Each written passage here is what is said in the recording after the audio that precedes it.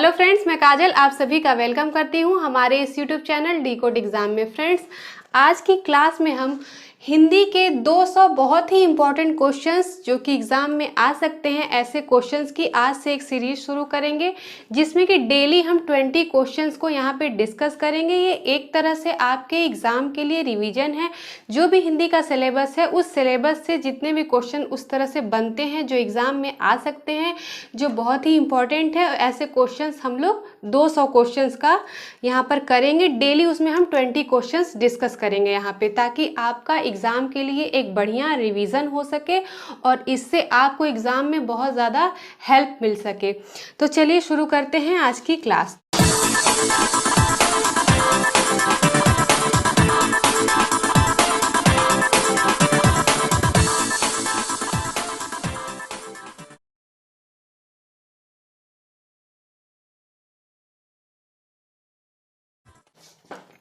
मैं 1 bye 1 questions को पढ़ूंगी और उसे डिस्कस करूंगी और आपको यहाँ पे बोर्ड पे वो क्वेश्चंस दिखाई देंगे। ठीक है, मेरे साथ साथ आप भी करिए और आपको इस तरह से पता चलेगा कि आपका कितना बढ़िया, मतलब कितनी अच्छी आपकी तैयारी हुई है और एक तरह से आपका रिविज़न भी साथ साथ होते ही चलेगा। तो चलिए शुरू करते हैं। पहला क्वेश्चन हमारा, मैं यहाँ पर आपको पढ़ूंगी, डिस्कस करूंगी और आप स्क्रीन पे क्वेश्चंस को देखेंगे। तो चलिए शुरू करते हैं। पहला क्वेश्चन है, अवहट्ट भाषा से तात्पर्य है ए ग्रामीण अपभ्रंश, बी परिनिष्ठित अपभ्रंश, सी ग्रामीण प्राकृत और डी परिनिष्ठित प्राकृत। ठीक है, अवहट्ट भाषा से तात्पर्य है। ठीक है, तो जो पहला ऑप्शन है ग्रामीण अपभ्रंश, यही हमारा सही आंसर है। एक्चुअली जो अवहट्ट होता है, अवहट्ट भाषा, ये आपकी अपभ्रंश शब्द का ही एक विकृत रूप है। ठीक है, ये जो है हमारा, ये जो हमारी आधुनिक आर्य भाषाएं थी उन्हीं के बीच की ये संक्रमणकालीन भाषा इसको बोला जाता है। ठीक है, और इसका कालखंड जो है 900 ईस्वी से 1100 ईस्वी माना जाता है। इसके जो प्रमुख रचनाकार रहे हैं उनमें आपका अब्दुल रहमान को, दामोदर पंडित हैं, ज्योतिरीश्वर ठाकुर हैं और विद्यापति को माना जाता है। ठीक है, चलिए आगे बढ़ते हैं क्वेश्चन नंबर 2 पे। खड़ी बोली में सबसे पहले काव्य सृजन करने वाले कवि हैं। अगर आपको याद होगा तो मैंने एक वीडियो में, शायद बोली वाले वीडियो में आपको बताया था कि कौन है। ऑप्शन सुनिए, अमीर खुसरो, ए अमीर खुसरो, बी सूरदास, सी तुलसीदास और डी इनमें से कोई नहीं। ठीक है, अगर आपको नहीं भी पता है तो आप एक तरीके से इसको कर सकते हैं। देखिए, सूरदास तुलसीदास तो है नहीं। ठीक है, और वैसे इसका राइट आंसर अमीर खुसरो है। मैंने आपको बताया भी था पहले, जो खड़ी बोली में सबसे पहले जो काव्य सृजन किए हैं वे अमीर खुसरो जी हैं। ठीक है, और अगर इनकी प्रमुख कृतियां हम देखें तो पहेलियां हैं, मुकरियां हैं, गज़ल है और खालिक बारी है। ठीक है, अब आगे बढ़ते हैं क्वेश्चन नंबर 3 पे। तुलसीदास कृत विनय पत्रिका रचित है ए ब्रजभाषा में, बी अवधी भाषा में, सी खड़ी बोली में और डी वैदिक संस्कृत में। पूछा जा रहा है कि तुलसीदास जी ने जो विनय पत्रिका लिखी है वो किस भाषा में है। तो इसका राइट आंसर है ब्रजभाषा। उन्होंने इसे ब्रजभाषा में लिखा था। ठीक है, एक्चुअली विनय पत्रिका का मतलब क्या होता है? विनय पत्रिका का मतलब है अर्जी प्रस्तुत की। ठीक है, अब ये जो है इसमें इन्होंने क्या बताया, इनमें स्वामी की सेवा में करुणातम शब्दों में अपनी दीनता का इन्होंने निवेदन किया है इसमें विनय पत्रिका में। ठीक है, आगे बढ़ते हैं क्वेश्चन नंबर 4 पे। काव्य शास्त्र के संदर्भ में नवरस से क्या अभिप्राय है? नवरस, ठीक है, ए नवीन रस, बी नवरस, सी श्रृंगार रस और डी नवरस। स्क्रीन पे आप क्वेश्चंस को देखिए। तो ये तो आप भी जानते हैं, काव्य शास्त्र में जो नव रस बताया गया है वो किसे कहा जाता है? 9 रस को, 9 रस, उसे ही बताया गया ना। तो D is the right answer इसका है। और जो 9 रस हैं वो ऐसे हैं, श्रृंगार रस है आपका, हास्य रस है, करुण रस है, रौद्र रस है, वीर रस है, भयानक रस है, विभत्स रस है, अद्भुत रस है और लास्ट वाला शांत रस है। ठीक है, तो चलिए आगे बढ़ते हैं क्वेश्चन नंबर 5 पे। समरस थे जड़ या चेतन, सुंदर साकार बना था, चेतनता एक विलसती आनंद अखंड घना था। इन पंक्तियों में कौन सा रस है? ठीक है, ए श्रृंगार रस, बी करुण रस, सी शांत रस और डी भयानक रस। फिर से देखिए, समरस थे जड़ या चेतन, सुंदर साकार बना था, चेतनता एक विलसती आनंद अखंड घना था। ठीक है, इसका राइट आंसर है सी, ये शांत रस है। शांत रस क्या होता है? देखिए, जब मन में संयम, शांति, वैराग्य को जागृत करने वाले प्रसंग होते हैं तो वहाँ पे किसका चित्रण किया जाता है? शांत रस का, और वही यहाँ पर है। तो इसका होगा सही आंसर सी, शांत रस। आगे बढ़ते हैं क्वेश्चन नंबर 6 पे। निज भाषा उन्नति अहै, सब उन्नति को मूल, बिन निज भाषा ज्ञान के मिटे नहीं को शूल। ठीक है, इन पंक्तियों में कौन सा छंद है? ए दोहा, बी रोला, सी चौपाई और डी बरवै। ठीक है, इस तरह के क्वेश्चन आते हैं, ये हमारा छंद से है क्वेश्चन। तो इसका राइट आंसर दोहा है, ए है। देखिए, दोहा में क्या होता है, जो प्रथम और तृतीय चरम में इसमें 13-13 मात्राएं होती हैं, और जो द्वितीय और चतुर्थ जो चरम होता है उसमें इसमें 11-11 मात्राएं होती हैं। ठीक है, चलिए आगे बढ़ते हैं क्वेश्चन नंबर 7 पे। मात्रिक छंदों में मात्रा कितने प्रकार की होती है? मात्रिक छंदों में मात्रा कितने प्रकार की होती है? ए 3, बी 2, सी 4 और डी 5। तो इसका राइट आंसर है बी 2 होती हैं, एक लघु और दूसरी दीर्घ। ठीक है, तो चलिए आगे बढ़ते हैं क्वेश्चन नंबर 8 पे। इनमें से जो अनुप्रास अलंकार का लक्षण न हो उसे छांटिए। ठीक है, ए है शब्द के प्रारंभ अथवा अंत में वर्णों की आवृत्ति, बी है एक या अनेक वर्णों की क्रमानुसार आवृत्ति, सी है पंक्ति की संपूर्णतया आवृत्ति और डी है एक ही उच्चारण स्थान से बोले जाने वाले वर्णों की आवृत्ति। अगर आप ध्यान दें तो ए, बी और डी ये सभी होता है अनुप्रास अलंकार में। अगर जो नहीं होता वो ये है कि पंक्ति की संपूर्णतया आवृत्ति। आपने ये नहीं देखा होगा कि एक पूरी की पूरी पंक्ति ही 2 बार 3 बार आए, ऐसा नहीं होता। पूरी पंक्ति की आवृत्ति नहीं होती, अक्षर की होती है, वर्ड की होती है, एक शब्द की होती है, लेकिन यहाँ पे पूरी पंक्ति नहीं आती। बाकी सारे सही हैं, लेकिन सी आपका यही उसका लक्षण अनुप्रास अलंकार का नहीं है। चलिए आगे बढ़ते हैं क्वेश्चन नंबर 9 पे। जब उपमेय में उपमान की संभावना प्रकट की जाए तब क्या होता है? ये तो बिना ऑप्शन देखे भी आप बता सकते हैं। वैसे ऑप्शन देखते हैं। उपमा अलंकार, रूपक अलंकार, दीपक अलंकार, उत्प्रेक्षा अलंकार। पहली बात, दीपक अलंकार तो कुछ ऐसा है नहीं, उपमा, रूपक, उत्प्रेक्षा में देखना है। जाहिर सी बात है, जहां भी उपमेय में उपमान की संभावना होती है वो उत्प्रेक्षा होता है। मैंने आपको बताया भी है अलंकार में, जहां मानो, मानहु, जानो, जानहु इस तरह के आते हैं शब्द, वो क्या होते हैं? हमारे उत्प्रेक्षा अलंकार के होते हैं। ठीक है, आगे बढ़ते हैं क्वेश्चन नंबर 10 पे। आप क्वेश्चन देखिए बोर्ड पे। कामता प्रसाद गुरु ने बाह्य प्रयत्न के अनुसार व्यंजनों के कितने भेद माने हैं? ठीक है, ए 3, बी 5, सी 4 और डी 2। ठीक है, तो इसका जो आपका सही आंसर है वो डी है, 2 है। 2 माना गया है। पहला है अल्प प्राण और दूसरा है महाप्राण। अल्प प्राण वो होता है जिनको बोलने में वायु कम मात्रा में बाहर निकलती है, और महाप्राण वो होता है जिनको बोलने में ज़्यादा टाइम लगता है, ज़्यादा वायु मुंह से बाहर निकलती है। अगर इसका उदाहरण देखें तो जो आपके वर्ग होते हैं, क से लेके आपका प वर्ग तक का, तो उस वर्ग में जो पहला, तीसरा और 5वां है, ठीक है, वो आपका अल्प प्राण में आता है, और बाकी आपका य, र, ल, व ये सब अल्प प्राण में आता है, और दूसरा, चौथा और तीनों श और ह ये सारे महाप्राण में आते हैं। ठीक है, चलिए आगे बढ़ते हैं क्वेश्चन नंबर 11। हिंदी की अग्र अवृत्ताकार संवृत्त स्वर ध्वनि है? ए, अ, बी, ई, सी, आ, डी, ए। ठीक है, इसमें पूछा जा रहा है एक्चुअली ये जो आपका संवृत्त स्वर होता है वो क्या होता है? जो संवृत्त स्वर होता है उसको जब हम बोलते हैं तो ये जो हमारा मुंह है ऑलमोस्ट लगभग बंद रहता है, और ऐसे 4 स्वर हैं जिनके साथ होता है दोनों ई और दोनों ऊ। देखिए, जब हम ई बोलते हैं ई, ठीक है, ई, ऊ, ऊ। तो ये मुंह हमारा लगभग लगभग बंद है, तो इसमें हम देख सकते हैं जो बी वाला ऑप्शन है छोटी ई, यही हमारा राइट आंसर है। तो B is the right answer, E है। ठीक है, आगे बढ़ते हैं क्वेश्चन नंबर 12 पे। अयोगवाह कहा जाता है विसर्ग को, महाप्राण को, संयुक्त व्यंजन को, अल्पप्राण को।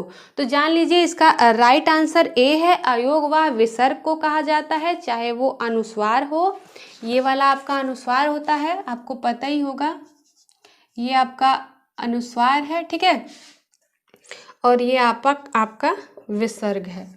ये दोनों ही आपके क्या होते हैं, अयोगवाह होते हैं, अयोगवाह। ठीक है, चलिए आगे बढ़ते हैं क्वेश्चन नंबर 13 पे। ठीक है, राष्ट्र की भाववाचक संज्ञा है, राष्ट्र की भाववाचक संज्ञा है ए राष्ट्रीय, बी राष्ट्रीय, सी सौराष्ट्र और डी राष्ट्रीयता। देखिए जो नहीं हो सकता उसको काट के निकाल दिया करिए पहले। राष्ट्रीय तो होगा नहीं और ना ही सौराष्ट्र होगा, सौराष्ट्र अलग हो जाता है, हमें राष्ट्र से बनाना है। बचता है हमारे पास राष्ट्रीय और राष्ट्रीयता। ठीक है, देखिए भाववाचक संज्ञा होती क्या है, जिससे हमें किसी भी पदार्थ या वस्तु व्यक्ति का क्या गुण, दोष, धर्म, ये सब आदि का बोध होता है, स्वभाव का बोध होता है, उसे हम क्या कहते हैं, भाववाचक संज्ञा कहते हैं। ठीक है, तो यहाँ पे राष्ट्रीयता, ठीक है, नेशनलिज्म, ये हमारा क्या है, भाववाचक संज्ञा होगा राष्ट्र का। ठीक है, आगे बढ़ते हैं क्वेश्चन नंबर 14 पे। जैसा करोगे वैसा भरोगे में कौन सा सर्वनाम है, ए पुरुषवाचक सर्वनाम, बी प्रश्नवाचक सर्वनाम, सी संबंधवाचक सर्वनाम और डी है निजवाचक सर्वनाम। जैसा करोगे वैसा भरोगे, जैसे एक तरह से कैसा लग रहा है आपको, संबंधवाचक है, संबंध बताया जा रहा है। सी इसका राइट आंसर है। देखिए जब जिस सर्वनाम से दो वस्तुओं या व्यक्तियों का पारस्परिक संबंध स्थापित होता है वहाँ पे क्या होता है, संबंधवाचक सर्वनाम होता है। जैसा करोगे वैसा भरोगे, ये उसी से रिलेटेड बात है। ठीक है, संबंध बताया जा रहा है, तो ये हमारा सी राइट आंसर होगा। आगे बढ़ते हैं क्वेश्चन नंबर 15 पे। उठाना क्रिया का अकर्मक रूप है उठवाया, ए उठवाया, बी उठाएगा, सी उठाया और डी उठना। ठीक है, तो उठाना क्रिया का अकर्मक रूप क्या होगा, यहाँ पे डी जो है आपका उठना, उठना आपका राइट आंसर है। जैसे दौड़ना, सोना, रोना, खाना, ये सब कुछ क्या है, अकर्मक क्रिया है। जैसे वे दौड़ते हैं, पक्षी उड़ते हैं, फल गिरता है, ये सब कुछ क्या है, अकर्मक क्रिया है का उदाहरण, ये सब मैंने आपको बताया। ठीक है, आगे बढ़ते हैं क्वेश्चन नंबर 16 पे। निम्नलिखित शब्दों में से विशेषण है, ए प्रपंच, बी सरपंच, सी पहुंच और डी पांचवा। अब बताइए कौन सा होगा, डी इसका राइट आंसर है।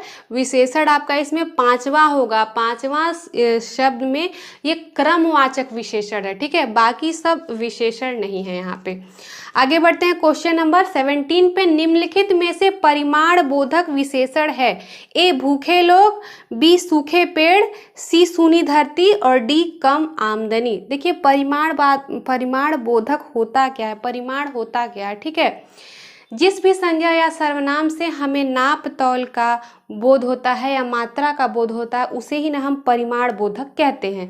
अगर आप यहाँ पे देखें तो भूखे लोग, सूखे पेड़, सूनी धरती, यहाँ ऐसी किसी बात का बोध नहीं हो रहा है, लेकिन कम आमदनी से हमें मात्रा का पता चल रहा है। ये जो परिमाण बोधक होता है वो दो तरह का होता है, एक निश्चित वाला होता है और दूसरा अनिश्चित। निश्चित में क्या होता है, आपको निश्चित पता हो, जैसे 2 किलो चीनी की बात हो रही है। लेकिन जो आपका अनिश्चित परिमाण बोधक होता है उसमें क्या, जैसे थोड़ा, कम, ज़्यादा, इस तरह से यूज होता है, जो निश्चित नहीं होता। और वही यहाँ पे कम आमदनी आपका अनिश्चित वाला परिमाण बोधक है। तो चलिए आगे बढ़ते हैं क्वेश्चन नंबर 18 पे। निम्नलिखित में से किस शब्द की वर्तनी अशुद्ध है। ऐसे क्वेश्चंस आते ही, इसलिए ये हम लेकर आए हैं यहाँ पे। हमने जो भी पेपर्स देखे हैं उसमें हमेशा अशुद्ध वर्तनी का एक क्वेश्चन आता है। पहला है ज्योत्सना, श्रृंगार, उज्ज्वल, अध्यात्म। अब बताइए कौन सा इसमें गलत है। श्रृंगार, उज्ज्वल और अध्यात्म ये आपका सही है, गलत आपका ज्योत्सना है। ज्योत्सना ऐसे लिखा जाता है, ठीक है, ज्योत्सना। ये जो आपका स आपका पूरा दिया हुआ है, इसमें आप देख सकते हैं स आपका पूरा दिया हुआ है, तो स पूरा नहीं होता, स आधा होता है। त तो आधा दिया है, त आधा ही रहता है, त भी आधा रहता है, स भी आधा रहता है। ज्योत्सना ऐसे लिखा जाता है, ठीक है। आगे बढ़ते हैं क्वेश्चन नंबर 19 पे, ठीक है। चलिए क्वेश्चन नंबर 19 देखते हैं। अहेतुकी का शुद्ध रूप है ए अहिमति, बी अहेतुकी, सी वेतुकी और डी अभितुकी, ठीक है।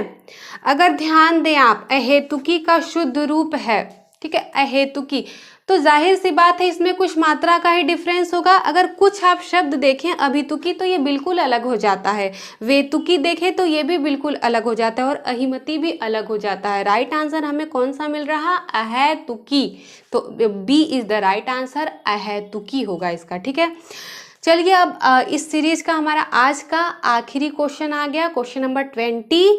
इनमें से किस शब्द में यड़ संधि है। संधि से क्वेश्चन हम लेके आ गए इसमें, क्योंकि संधि से क्वेश्चन जरूर पूछा जाता है। ए है दंतोष्ठ, बी है वंशततुर, सी दिव्यागम और डी मदोन्मत्त, ठीक है। तो आप बताइए यड़ संधि किसमें है। C is the right answer. दिव्यागम जो हमारा है वही क्या है, हमारा यड़ संधि का है, क्या है, दिव्यागम। जब इसका आप संधि विच्छेद करेंगे तो आपको मिलेगा देवी, ठीक है, प्लस आगम, ठीक है। जब ये हमारा ये जो बड़ी ई है और प्लस आ मिलके क्या बन जाएगा हमारा या, और हो जाएगा दिव्यागम, और वह हमारा आधा हो जाएगा, बन जाएगा दिव्यागम, ठीक है। यड़ संधि का है ये। तो चलिए यहाँ पे हमारा आज का 20 क्वेश्चंस यहाँ पे कंप्लीट होता है।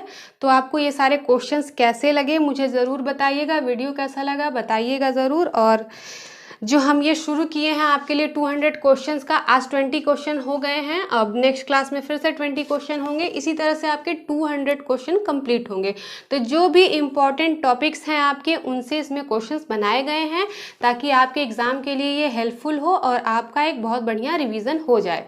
तो अगर आपको वीडियो अच्छा लगा तो इसे लाइक करिए, शेयर करिए, और कमेंट करना चाहे तो कमेंट भी कर सकते हैं।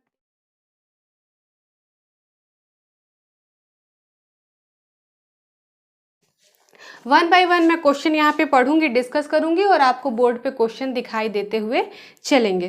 तो चलिए पहला क्वेश्चन है हमारा, यड़ संधि का संबंध किस संधि विशेष से है, ठीक है। ए व्यंजन संधि, बी विसर्ग संधि, सी स्वर संधि और डी दीर्घ संधि। आपको पता है संधि 3 प्रकार की होती है, ठीक है, स्वर संधि, व्यंजन संधि और विसर्ग संधि। स्वर संधि के 5 भेद होते हैं, ठीक है।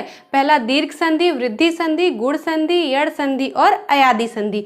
तो यड़ संधि को पूछा गया है, तो यहाँ पे देखिए सी वाला स्वर संधि, किस संधि विशेष से आएगा ये, स्वर संधि, क्योंकि स्वर संधि का ही एक प्रकार है। तो C is the right answer, ठीक है। आगे बढ़ते हैं क्वेश्चन नंबर 2 पे। रसोई घर का समास विग्रह है। ए रसोई के लिए घर, बी रसोई का घर, सी घर की रसोई और डी रसोई और घर।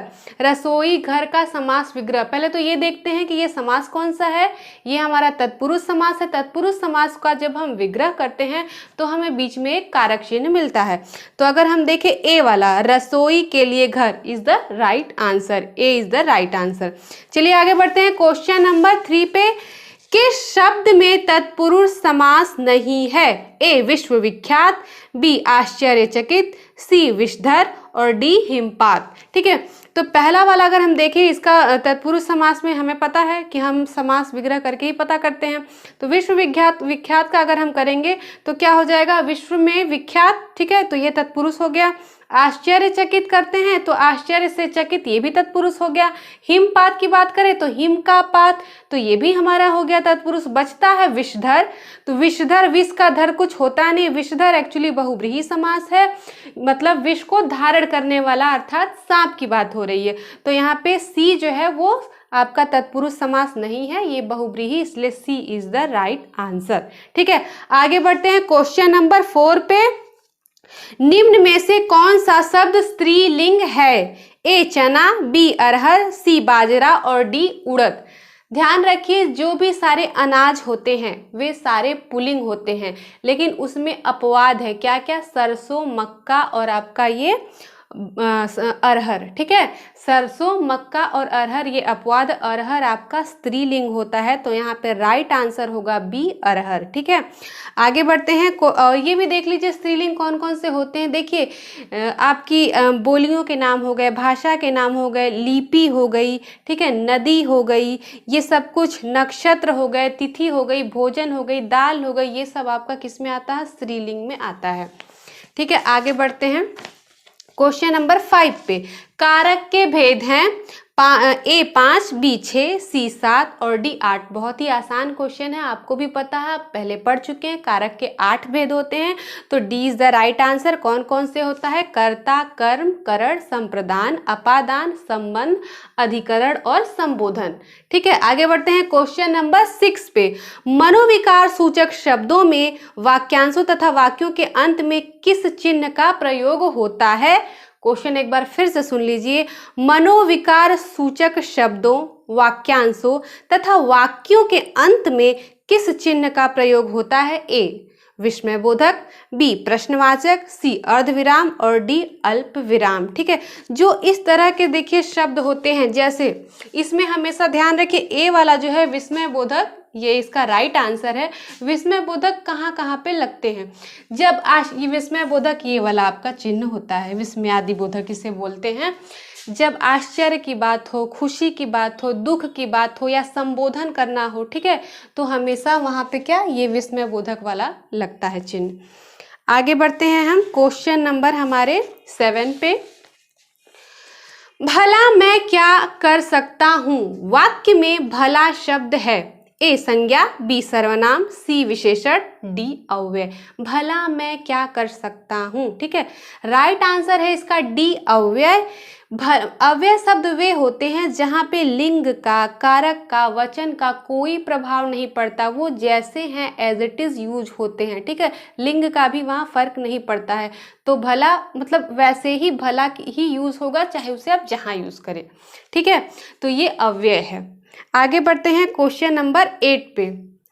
मोहन से चला नहीं जाता वाक्य में कौन सा वाच्य है? ठीक है, कर्मवाच्य, भाववाच्य, कर्तृवाच्य और इनमें से कोई नहीं। मोहन से चला नहीं जाता। ठीक है, देखिए इसका राइट आंसर है बी भाववाच्य। भाववाच्य होता क्या? क्रिया के रूपांतर को ही हम भाववाच्य कहते हैं। जहाँ पे ऐसा लगे कि कर्ता और कर्म की जगह पे आपको क्रिया की ही प्रधानता दिखे अथवा भाव की ही प्रधानता दिखे, तो वहाँ पे भाववाच्य होता है। ठीक है, जैसे मोहन से चला नहीं जाता, मुझसे बैठा नहीं जाता। ठीक है, ऐसे उदाहरण ये हैं इसके। आगे बढ़ते हैं क्वेश्चन नंबर 9 पे। मरम वचन जब सीता बोली, पंक्ति में किस वाच्य या वाक्य का प्रयोग हुआ है? ए कर्मवाच्य, बी कर्तृवाच्य, सी गलत वाक्य और डी भाववाच्य। ठीक है, यहाँ पर हम देख रहे हैं मरम वचन जब सीता बोली, इसमें क्या है? कर्म की प्रधानता है, इसलिए ए इज द राइट आंसर, कर्मवाच्य ये होगा। आगे बढ़ते हैं क्वेश्चन नंबर 10 पे। आप भी मेरे साथ साथ करते हुए चलिए। गौरव शब्द किस तद्धित प्रत्यय के योग से बना है? ए औ, बी इक, सी आयन और डी इनमें से कोई नहीं। देखिए गौरव में क्या आ रहा है आपका? अव। कौन सा प्रत्यय लगा? अव। ए इज द राइट आंसर, गौरव में अव प्रत्यय है। आगे बढ़ते हैं क्वेश्चन नंबर 11 पे। निम्न में से प्रत्यय रहित शब्द है। प्रत्यय रहित मतलब जिसमें प्रत्यय नहीं लगा हुआ है। ए दर्शनीय, बी दुर्गुण, सी भिक्षुक और डी कर्तव्य। अगर दर्शनीय की बात करें तो ई प्रत्यय लगा है, ठीक। भिक्षुक की बात करें तो उक प्रत्यय लगा है। कर्तव्य की बात करें तो तव्य प्रत्यय लगा है। अगर आप दुर्गुण को देखें तो यहाँ पे प्रत्यय नहीं उपसर्ग लगा है, ठीक है। दुर्गुण, दुर उपसर्ग यहाँ पे लगा हुआ है, ठीक है। तो B is the right answer. आगे बढ़ते हैं क्वेश्चन नंबर 12 पे। करपट किसका तत्सम रूप है? ए कपूर, बी कपड़ा, सी रुई, डी इनमें से कोई नहीं। तो करपट किसका होता है? कपड़ा, ठीक है। कपड़ा तद्भव है, कपड़ा का ही तत्सम रूप होता है करपट। तो B is the right answer. आगे बढ़ते हैं क्वेश्चन नंबर 13 पे। अधोलिखित में कौन एक घर का पर्यायवाची है? ए अयन, बी चयन, सी मयन, डी घरन। बताइए कौन सा है? A is the right answer. अयन जो है वो घर का पर्यायवाची होता है। बाकी इसके पर्यायवाची अगर देखें तो आप गृह है, निकेतन है, सदन है, ठीक है, निकेतन है, भवन है, मंदिर है, धाम है, निलय है, ये सब कुछ घर के पर्यायवाची हैं। आगे देखते हैं क्वेश्चन नंबर 14। प्रतारक किसका पर्यायवाची है? प्रतारक ए ठग का, बी टेक का, सी टीका का, डी डर का। प्रतारक किसका पर्यायवाची होता है? A is the right answer, ठग का पर्यायवाची होता है। और भी अगर ठग के पर्यायवाची हम देखें तो वंचक, अड़ीमार, प्रवंचक और जालसाज होता है। ठीक है, आगे बढ़ते हैं क्वेश्चन नंबर 15 पे। निम्न कौन सा शब्द गंगा का पर्यायवाची नहीं है? ए जानवी, बी देवापगा, सी सुरसरी और डी सरिता। ठीक है, देखते हैं। जानवी, देवापगा, सुरसरी ये सारे हमारे गंगा के पर्यायवाची हैं, लेकिन अगर हम सरिता की बात करें तो सरिता किसका पर्यायवाची होता है? सरिता नदी का पर्यायवाची होता है। तो D is the right answer. आगे बढ़ते हैं क्वेश्चन नंबर 16 पे। श्र एक संयुक्त व्यंजन है, इसमें किन दो वर्डों को सम्मिलित किया गया है? ए स और र, बी श और र, सी श और र और डी स्र और अ। तो इसका राइट आंसर है आपका सी। ठीक है, कौन सा स होगा देख लेते हैं। श, ठीक है, और प्लस र, इसी से हमारा बनता है श्र। ठीक है, ये वाला स और र मिलकर श्र बनाता है। आगे बढ़ते हैं क्वेश्चन नंबर 17 पे। सृष्टि का विलोम शब्द है। ठीक है, ए मरण, बी प्रलय, सी वृष्टि और डी मोक्ष। सृष्टि का विलोम क्या होगा? सृष्टि का विलोम होता है प्रलय। ठीक है, तो B is the right answer. आगे बढ़ते हैं क्वेश्चन नंबर 18 पे। आवाहन का विलोम है अवगाहन, तिरोभाव, विसर्जन, धन्यवाद। ठीक है, आवाहन का विलोम, तो C is the right answer. आवाहन का विलोम होता है विसर्जन। ठीक है, आगे बढ़ते हैं क्वेश्चन नंबर 19 पे। ऋजु शब्द का विलोम होगा? ए सीधा, बी सरल, सी वक्र और डी ऋज। ठीक है, तो ऋजु का हमारा क्या होता है विलोम? ऋजु का होता है वक्र। सी इज द राइट आंसर। अब आ जाते हैं हमारे क्वेश्चन नंबर 20 पे, जो कि हमारी इस क्लास का लास्ट क्वेश्चन है। इनमें से एक शब्द अनेकार्थी नहीं है। कर, वर्ड, लज्जा, अर्क। ठीक है, इसमें बताना है कि कौन सा है जिसका अनेकार्थी नहीं है। ठीक है, अनेकार्थी मतलब उसके एक शब्द के बहुत सारे अर्थ हों। तो अगर कर की बात हम करते हैं तो कर देखिए तो टेक्स होता है, हाथ होता है, आपका सूंड होता है, ठीक है, किरण होती है, ये सब कर बोला जाता है। वर्ड की बात करें तो अक्षर है, रंग है, शब्द है, रूप है, ये सब वर्ड के आपके अनेकार्थी हो गए। और अर्क की बात करें तो सूर्य, इंद्र, तांबा, विष्णु, ये सारे अर्क के पर्यायवाची है। तो बचता है लज्जा। लज्जा अनेकार्थी शब्द नहीं है, तो C is the right answer. ठीक है, तो हमारे 20 क्वेश्चन यहाँ पर कंप्लीट हो गए हैं। और आपको क्लास कैसी लगी मुझे ज़रूर बताइएगा। ये सीरीज हम चला रहे हैं आपके रिवीजन के लिए, क्योंकि आपका एग्ज़ाम बस अब आने ही वाला है। तो इस तरह से आपके पूरे कोर्स का यहाँ पे हिंदी का रिवीजन हो रहा है। तो क्लास कैसी लगी ज़रूर बताइएगा। ठीक है, अच्छे लगे तो लाइक करिए, कमेंट करिए, शेयर करिए।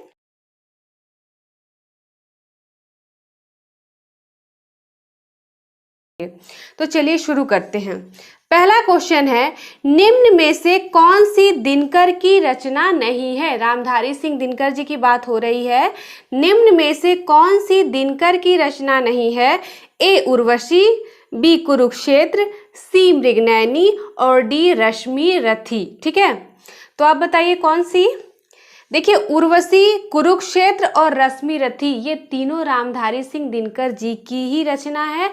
जो रचना उनकी नहीं है वो है Mriganayani. C is the right answer. Mriganayani उन्होंने नहीं लिखा है, मृगनयनी के रचयिता हैं वृंदावन लाल वर्मा जी। ठीक है, अगर इनकी और कृतियों की बात करें तो आहत, कचनार, कीचड़ और कमल, गढ़ कुहार, झांसी की रानी, नीलकंठ, ये सब वृंदावन लाल वर्मा जी की अन्य कृतियाँ हैं। और जहाँ तक रामधारी सिंह दिनकर जी की बात करें तो ये तीनों तो हैं ही। इसके अलावा आपको देखिए हुंकार है, रसवंती है, सामधेनी, इतिहास के आंसू, धूप और धुआं, दिल्ली, नीम के पत्ते, नील कुसुम, चक्रवात, बहुत सारी हैं। ठीक है, तो चलिए आगे बढ़ते हैं क्वेश्चन नंबर 2 पे। पूर्वांचल में मुख्यतः बोली जाने वाली बोली है ए ब्रज, बी भोजपुरी, सी अवधी, डी बुंदेली। वैसे तो आप जानते ही होंगे पूर्वांचल में कौन सी बोली जाती है। जी हाँ, B is the right answer, Bhojpuri है। देखिए पश्चिम बिहार में और आपका पूर्वी उत्तर प्रदेश में और उत्तरी झारखंड के क्षेत्रों में भोजपुरी बोली जाती है। ठीक है, तो चलिए आगे बढ़ते हैं क्वेश्चन नंबर 3 पे। बैसवाड़ी, मिर्जापुरी तथा बनौधी है ए अवधी की उपबोलियां, बी भोजपुरी की उपबोलियां, सी खड़ी बोली की उपबोलियां और डी राजस्थानी हिंदी की उपबोलियां। ठीक है, तो बैसवाड़ी, मिर्जापुरी तथा बनौधी क्या है? A is the right answer, अवधी की ये उपबोलियां। ठीक है, ये अवधी की उपबोलियां। अवधी का केंद्र है अयोध्या। ठीक है, अयोध्या शब्द का विकसित रूप अवध है और अवध से ही आपकी ये अवधी बनी है। अवधी देखिए कहाँ कहाँ बोली जाती है। लखनऊ, इलाहाबाद, फतेहपुर, मिर्जापुर, सुल्तानपुर, सीतापुर, फैजाबाद, गोंडा, बस्ती, बहराइच, प्रतापगढ़, बाराबंकी, इन सभी जगहों पे आपकी अवधी बोली जाती है। ठीक है, अवधी में लोक साहित्य भी बहुत पर्याप्त मात्रा में है। अगर अवधी के प्रसिद्ध कवि की हम बात करें तो तुलसीदास जी हैं, सबल सिंह हैं, कुतुबन है, मलिक मोहम्मद जायसी जी हैं। ठीक है, और मुख्य बोलियां तो आप इसकी जानी गए, बैसवाड़ी है, मिर्जापुरी है और बनौधी है। तो चलिए आगे बढ़ते हैं क्वेश्चन नंबर 4 पे। ब्रज भाषा के आधुनिक कवि हैं ए मैथिली शरण गुप्त, बी जगन्नाथ दास रत्नाकर, सी बालकृष्ण शर्मा नवीन और डी सुमित्रा नंदन पंत। ब्रज भाषा के आधुनिक कवि आप बताइए। B is the right answer, Jagannath Das Ratnakar, यही आपके ब्रज भाषा के आधुनिक कवि हैं। इनको एक श्रेष्ठ कवि माना जाता है। उनकी सर्वप्रथम काव्य कृति हिंडोला जो 1894 ईस्वी में प्रकाशित हुई थी। ठीक है, भारत के प्रसिद्ध कवियों में से इनको एक माना जाता है। इन्हें देखिए, इन्हें प्राचीन संस्कृत, मध्यकालीन हिंदी काव्य, उर्दू, फारसी, अंग्रेजी, हिंदी, आयुर्वेद, संगीत, ज्योतिष तथा दर्शन शास्त्र, इन सभी की बहुत अच्छी जानकारी थी। चलिए आगे बढ़ते हैं क्वेश्चन नंबर 5 पे। निम्नलिखित में से कौन सी ह्रस्व ध्वनि है? ठीक है, ए आ, बी ए, सी ए और डी इनमें से कोई नहीं। तो देखिए ह्रस्व ध्वनि कौन है? ह्रस्व ध्वनि मैंने आपको ह्रस्व, दीर्घ ये सब कुछ बताया है वर्णमाला की क्लास में। तो देखिए इसमें ह्रस्व आपको कोई दिख रहा है? D is the right answer, इनमें से कोई नहीं है। देखिए ह्रस्व कौन कौन से होते हैं? 4 हैं ह्रस्व आपकी स्वर। अ है, ठीक है, ये छोटी वाली ई, छोटा ऊ और आपका ये ऋषि, यही 4 आपके क्या हैं? ह्रस्व स्वर हैं। ठीक है, बाकी इसके बाद जो बचते हैं 7 वो आपके आ जाते हैं दीर्घ स्वर में। तो D is the right answer, इनमें से कोई नहीं। आगे बढ़ते हैं क्वेश्चन नंबर 6 पे। जिन शब्दों के अंत में अ आता है उन्हें क्या कहते हैं? ए अनुस्वार, बी अयोगवा, सी अंतस्थ और डी अकारांत। ठीक है, तो आप बताइए। D is the right answer, अकारांत बोलते हैं। और जहाँ तक अनुस्वार की बात है तो आपको पता ही है अनुस्वार इसको बोलते हैं हम लोग। ठीक है, ये अनुस्वार है। अयोगवाह में आपका अनुस्वार और विसर्ग दोनों आ जाता है। और जहाँ तक अंतस्थ की बात है तो अंतस्थ व्यंजन वो होते हैं जिनको बोलने में हमारी वाक इंद्रियाँ कुछ खुली रहती हैं और ये स्वर और व्यंजन दोनों के मध्य में बोले जाते हैं। ये देखिए कौन कौन से हैं अंतस्थ आपके, य, र, ल और व, यही हैं। इनको अर्ध स्वर भी कहा जाता है। ठीक है, तो चलिए अब आगे बढ़ते हैं क्वेश्चन नंबर 7 पे। निम्नांकित में से उच्चारण स्थान के आधार पर कंठ से लेकर मुख विवर में उच्चारित व्यंजन ध्वनियों का सही अनुक्रम है। ठीक है, ए कंठ तालव्य वर्ष दंत ओष्ठ, बी है तालव्य कंठ ओष्ठ दंत वर्ष, सी है दंत ओष्ठ कंठ वर्ष तालव्य, डी है ओष्ठ वर्ष तालव्य वंकट दंत। ठीक है, ये देखिए एक्चुअली ये है क्या, जो ये हमारा पूरा प्रोसेस होता है बोलने का, ध्वनि जो होती है वो कंठ से होके मुंह से यानी ओष्ठ से बाहर निकलती है। तो जो शुरुआत होती है वो कंठ से होती है और जो जहाँ से निकल जाती है वो कंठ होता है। तो ये तो हमें पता है। बीच में किस सेक्टर से गुजरती है ध्वनि या श्वास वायु किस तरीके से निकलती है। तो देखिए कंठ के बाद आपका तालव्य होता है। मैंने आपको ये भी बहुत अच्छे से समझाया था वर्णमाला की क्लास में, आप देखिएगा उसे। कंठ, उसके बाद तालव्य आपका, उसके बाद वर्ष, फिर दंत और ओष्ठ। मैंने वहाँ मूर्धा बताया है। एक्चुअली जब हम लोग करते हैं तो सीधे हमें मूर्धा ही लिखा रहता है, हम मूर्धा बताते हैं। कंठ, तालव्य, मूर्धा, दंत, ओष्ठ।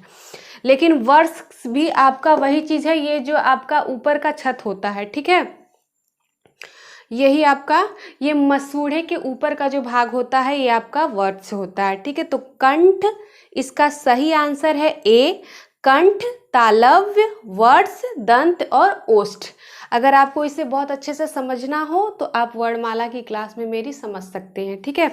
चलिए आगे बढ़ते हैं क्वेश्चन नंबर 8 पे, ठीक है। क्वेश्चन नंबर 8 देखते हैं। प्रयत्न के आधार पर ल किस प्रकार की ध्वनि है? ए पार्श्विक, बी उच्छिप्त, सी प्रकंपित और डी संघर्षहीन। ल कैसा है मैंने ये भी आपको बताया है। ल पार्श्विक ध्वनि है, ठीक है। कैसी है? पार्श्विक है। देखिए जिस व्यंजन के उच्चारण में, ठीक है, जीभ के अवरोध के कारण जो श्वास वायु होती है वो बगल से निकल जाती है, वही आपके पार्श्विक होते हैं। इसमें सिर्फ एक ही व्यंजन ऐसा है ल, ठीक है, ल को माना जाता है पार्श्विक। यही ल आपका पार्श्विक है, ठीक है। तो चलिए आगे बढ़ते हैं क्वेश्चन नंबर 9 पे। निम्न विकल्पों में से सही क्रम वाला विकल्प चुने, ठीक है। पहला है घर सड़क के उस पार था। ये देखिए आपको 5, आप स्क्रीन पे देख सकते हैं, आपको 5 वाक्य दिए गए हैं, इन्हें एक क्रम से सजाना है, ठीक है। तो पहले मैं वाक्य पढ़ती हूँ। पहला है घर सड़क के उस पार था। दूसरा है उसने उद्यान को पहचान लिया। तीसरा है वह समझ गया कि वह कहाँ है। चौथा है वह इलाहाबाद में ही तो था। पांचवा है लाउदर रोड पर, ठीक है। अब हमें सजाना है एक क्रम में। तो चलिए एक तरह से कहानी बनानी है इसकी, इसे सजाना है। तो चलिए देखते हैं पहले क्या आ सकता है। देखिए दूसरा जो बी है वो राइट आंसर है। देखते हैं कैसे।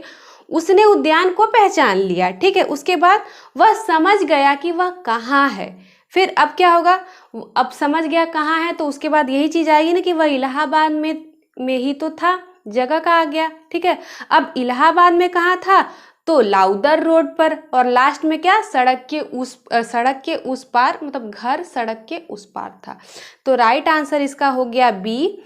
देख लेते हैं फिर से। उसने उद्यान को पहचान लिया, वह समझ गया कि वह कहाँ है, ठीक है, वह इलाहाबाद में ही तो था, लाउदर रोड पर, घर सड़क के उस पार था, ठीक है।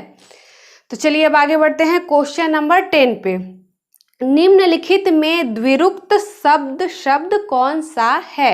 ए योगाचार, बी बड़ाई, सी जीवन मरण और डी जगह जगह। जगह जगह में सामासिक चिन्ह लगा हुआ है, आप देख सकते हैं। द्विरुक्त शब्द होते क्या हैं? द्विरुक्त या पुनरुक्त, वे एक शब्द जिसकी आवृत्ति हो, मतलब वही शब्द दोबारा आए, तो वही अब बीच में सामासिक चिन्ह आपका लगा हो, वही आपका द्विरुक्त होता है। तो ऐसा कौन सा है? डी है, जगह जगह। यही आपका राइट आंसर है। जैसे घर घर हो गया, जंगल जंगल हो गया, ठीक है। तो चलिए अब बढ़ते हैं क्वेश्चन नंबर 11 पे। उत्पत्ति की दृष्टि से शब्दों के कितने रूप हैं? ए 2, बी 3, सी 4 और डी 5। उत्पत्ति की दृष्टि से तो बताइए कितने हैं? सी इज द राइट आंसर। 4 हैं, तद्भव, तत्सम, देशज और विदेश। तो चलिए अब आगे बढ़ते हैं क्वेश्चन नंबर 12 पे। निम्नलिखित में से कौन सा आज्ञार्थक वाक्य है? ए सुरेश को बुलाना चाहिए, बी अभिषेक पुस्तक लाओ, सी सुषमा को अभी पढ़ना जरूरी है, डी तुम्हें बाजार जाना चाहिए। आज्ञार्थक वाक्य होते कहाँ? जहाँ पे हमें आज्ञा का बोध हो रहा हो। अगर आप देखें तो बी अभिषेक पुस्तक लाओ, तो यहाँ पे लग रहा है कि उसको आज्ञा की जा रही है कि पुस्तक लेकर आओ। और जहाँ तक सुरेश को बुलाना चाहिए, तो एक तरह से बात हो रही कि बुलाना चाहिए, तुम्हें बाजार जाना चाहिए, ये आज्ञा नहीं है। सुषमा को अभी पढ़ना जरूरी है, तो एक तरह से बातें हो रही हैं, ठीक है। कोई आज्ञा नहीं दी जा रही कि नहीं ये तुम करो वो करो। अब जो अभिषेक पुस्तक लाओ है उसमें बताया जा रहा है कि मतलब आज्ञा दी जा रही है कि पुस्तक लेकर आओ। चलिए आगे बढ़ते हैं क्वेश्चन नंबर 13 पे। निम्नलिखित मिश्र वाक्यों में से कौन सा विशेषण उपवाक्य है? ए, मैं कहता हूं कि तुम भोपाल जाओ। बी, लखनऊ जो उत्तर प्रदेश की राजधानी है एक ऐतिहासिक नगर है। सी, जब मैं स्टेशन पहुंचा तभी ट्रेन आई। डी, मैं चाहता हूं कि आप यहीं रहें। पूछ रहा है कि विशेषण उपवाक्य कौन सा है। देखिए जब भी जो करके आपको कुछ उसमें विशेषण लगा के बताने लगे तो वो आपका हो जाता है विशेषण उपवाक्य। अगर आप बी देखें, लखनऊ जो उत्तर प्रदेश की राजधानी है, जब कोई आश्रित उपवाक्य प्रधान वाक्य की संज्ञा पद की विशेषता बताने लगे, ठीक, जो करके ये होता है, तो जो उत्तर प्रदेश की, तो यही आपका विशेषण उपवाक्य है। B is the right answer. आगे बढ़ते हैं क्वेश्चन नंबर आपका 14 पे। ई प्रत्यय किस शब्द में नहीं है? ए, तेली, बी, चमेली, सी, माली, डी, अलबेली। किस में मतलब ई प्रत्यय नहीं लगा है, आप बताइए। तो B is the right answer. चमेली में ई प्रत्यय नहीं लगा है और बाकी सब में है। चलिए आगे बढ़ते हैं क्वेश्चन नंबर 15 पे। इनमें से खाली स्थान कृदंत है। ए, मिठाई, बी, लड़ाई, सी, दवाई, डी, ताई। ठीक है, तो बताइए क्या होगा? B is the right answer. लड़ाई होगा जब क्रिया धातु के पीछे, मतलब धातु के पीछे लगकर संज्ञा और विशेषण शब्दों की रचना करने वाले प्रत्यय को ही कृत प्रत्यय कहते हैं। ठीक है, जैसे ये लड़ाई, लड़ में अगर आप आई लगा देंगे तो वो लड़ाई बन जाएगा और यही यहाँ पर है, लड़ाई हो जाएगा। जैसे कि जुत में आई जोड़ दीजिए, जुताई हो जाएगा। उसी तरह से सुन में आप आई जोड़ देंगे, सुनाई। पढ़ में आई जोड़ देंगे, पढ़ाई। यही सब कृत्य प्रत्यय लगकर बना है, तो B is the right answer, लड़ाई। आगे बढ़ते हैं क्वेश्चन नंबर 16 पे। निम्नलिखित में से पीठ का तत्सम शब्द कौन सा है? ए, प्रतिवेश, बी, प्रस्वेद, सी, पृष्ठ और डी, पुष्कर। बताइए कौन सा है? C is the right answer. पृष्ठ होता है पीठ का। जहाँ तक प्रतिवेश की बात है तो प्रतिवेश का आपका देखिए हो जाता है पड़ोस। ठीक है, और प्रतिवेश आपका तत्सम है, इसका तद्भव होता है पड़ोस। उसी तरह प्रस्वेद भी तत्सम है, उसका पसीना हो जाता है। और पुष्कर भी आपका तत्सम है, उसका तद्भव होता है पोखर। चलिए आगे बढ़ते हैं क्वेश्चन नंबर 17 पे। निम्नलिखित में से तत्सम शब्द कौन सा है? अब इसमें से ये बताना है कि तत्सम कौन सा है। ए, कुंजी, बी, नहना, सी, नहर और डी, षष्ठ। ठीक है, तो देखिए कौन सा है? षष्ठ। षष्ठ मतलब होता है छठा। छठा को संस्कृत में षष्ठ बोलते हैं, मतलब तत्सम में। तो D is the right answer, षष्ठ होगा इसका।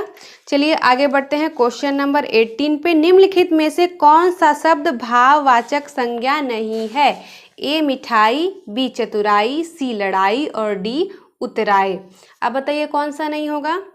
क्या होता है? भाववाचक। ठीक है, जो शब्द पदार्थों की अवस्था, गुण, दोष, धर्म, स्वभाव आदि का बोध कराते हैं, ठीक है, वही भाववाचक होते हैं। जैसे बुढ़ापा, मिठास हो गया, चढ़ाई, थकावट, मोटापा, मानवता, चतुराई, ये सब कुछ। तो देखिए इस पे कौन सा होगा? मिठाई नहीं है आपका भाववाचक, बाकी सारे जो हैं वो भाववाचक है। ठीक है, तो मिठाई is the right answer, A is the right answer. आगे बढ़ते हैं क्वेश्चन नंबर 19 पे। इनमें से कौन सा शब्द सर्वनाम से बना हुआ विशेषण है? ए, मैं, बी, वह, सी, कोई, डी, तेरा। बताइए कौन सा है? D is the right answer. तेरा जो है वही शब्द सर्वनाम से बना हुआ विशेषण है। चलिए आगे बढ़ते हैं क्वेश्चन नंबर 20 पे। सर्वनाम के कितने मूल भेद होते हैं? सर्वनाम के मूल भेद कितने होते हैं? ए, 15, बी, 11, सी, 10 और डी, 18। आप बताइए। B is the right answer, 11 इसके मूल भेद होते हैं। देख लेते हैं कौन कौन से। देखिए, मैं, तू, आप, यह, वह, जो, सो, कौन, क्या, कोई, कुछ, यही 11 आपके मूल है। और जहाँ तक इसके प्रकार की बात करें सर्वनाम के, तो देखिए पुरुषवाचक सर्वनाम होता है, निजवाचक सर्वनाम होता है, निश्चयवाचक सर्वनाम होता है, अनिश्चयवाचक सर्वनाम होता है, संबंधवाचक होता है और प्रश्नवाचक सर्वनाम होता है। तो चलिए यहाँ पे हमारे 20 क्वेश्चन कंप्लीट हो गए हैं। क्वेश्चंस आपको कैसे लगे, ठीक है, और वीडियो कैसा लगा मुझे कमेंट करके ज़रूर बताइएगा।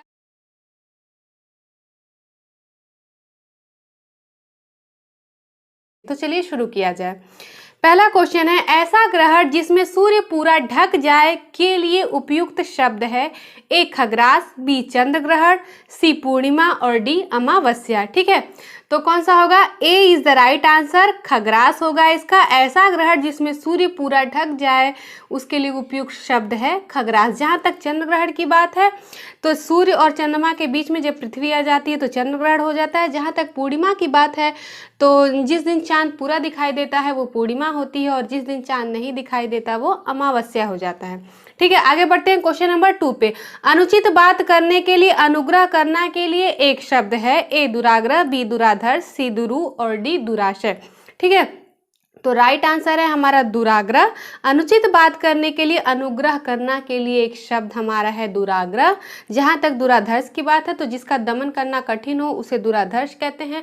जहाँ तक दुरूह की बात है तो जो जल्दी समझ में ना आए उसे दुरूह कहते हैं। जहाँ तक दुराशय की बात है तो जो बुरे आशय या बुरे उद्देश्य वाला होता है उसे हम दुराशय कहते हैं। आगे बढ़ते हैं क्वेश्चन नंबर 3 पे। इस प्रश्न में प्रत्येक में 4 शब्द दिए गए हैं जिनमें से 3 अनेकार्थक शब्द की श्रेणी में आते हैं। जो शब्द इस श्रेणी में नहीं आता उसे चुनिए। ए तात, बी पूज्य, सी पिता और डी मोती। ठीक है, तो तात, पूज्य और पिता ये तीनों तो उसी श्रेणी में आते हैं। डी जो मोती है वो अनेकार्थी की श्रेणी में नहीं आता है, तो D is the right answer. आगे बढ़ते हैं क्वेश्चन नंबर 4 पे। सहकारी संस्था शीघ्र ही सदस्यता खाली स्थान प्रारंभ कर रही है। रिक्त स्थान के लिए उपयुक्त शब्द का चयन कीजिए। ए कार्यक्रम, बी उपक्रम, सी आंदोलन और डी भर्ती। ठीक है, तो अगर हम ध्यान दें तो आंदोलन और भर्ती तो यहाँ पे उपयुक्त हो नहीं रहा है भरने के लिए। कार्यक्रम और उपक्रम हो सकता है, तो उसमें भी आपका सदस्यता कार्यक्रम ही सुटेबल होगा। उपक्रम होता है वेंचर या अंडरटेकिंग, तो राइट आंसर है ए कार्यक्रम। आगे बढ़ते हैं क्वेश्चन नंबर 5 पे। मोम सातन घुल चुका, अब दीप सामन जल चुका है। उपरोक्त पंक्ति में कौन सा अलंकार है? देखिए ये अलंकार का क्वेश्चन आ गया है, इसके लिए बिल्कुल भी परेशान होने की ज़रूरत नहीं है। ठीक है, आपके सिलेबस में ये नहीं है लोअर पीसीएस के, लेकिन बाकी आपको कहीं भी ये यूज़फुल हो सकता है। तो अगर इस तरह के 1-2 क्वेश्चन रस, छंद और अलंकार से आ जाते हैं तो उसके लिए बहुत परेशान मत होया करिए आप लोग। ठीक है, तो देखिए इसमें कौन सा अलंकार होगा? ए रूपक, बी पूर्णोपमा, सी दृष्टांत और डी उपमा। ठीक है, तो इसमें पूर्णोपमा अलंकार होगा, D is the right answer. जहाँ पे उपमा में चारों मतलब जिस उपमा में 4 अंग विद्यमान होते हैं उन्हें हम पूर्णोपमा कहते हैं, जिसमें कि उपमेय, उपमान, वाचक शब्द और साधारण धर्म, अगर ये चारों विद्यमान हैं तो वो आपका पूर्णोपमा होगा। इसमें देखिए मोम और दीप उपमान है, अगर तन और मन की बात करें तो वो उपमेय है, घुल चुका, जल चुका ये साधारण धर्म, और जो सा लगा है वो आपका वाचक शब्द है। ठीक है, तो आगे बढ़ते हैं क्वेश्चन नंबर 6 पे। निम्नलिखित वाक्यों में से किसमें प्रेरणार्थक क्रिया का प्रयोग नहीं है? ए पिता उसे पढ़ाते हैं, बी राम नहीं पढ़ता, सी वे अध्यापक से पढ़वाते हैं और डी अध्यापक परिश्रम कराते हैं। सबसे पहले तो प्रेरणार्थक क्रिया होती क्या है? जब कर्ता खुद कार्य न करके किसी और को कार्य के लिए प्रेरित करता है या उससे करवाता है उसे प्रेरणार्थक क्रिया कहते हैं।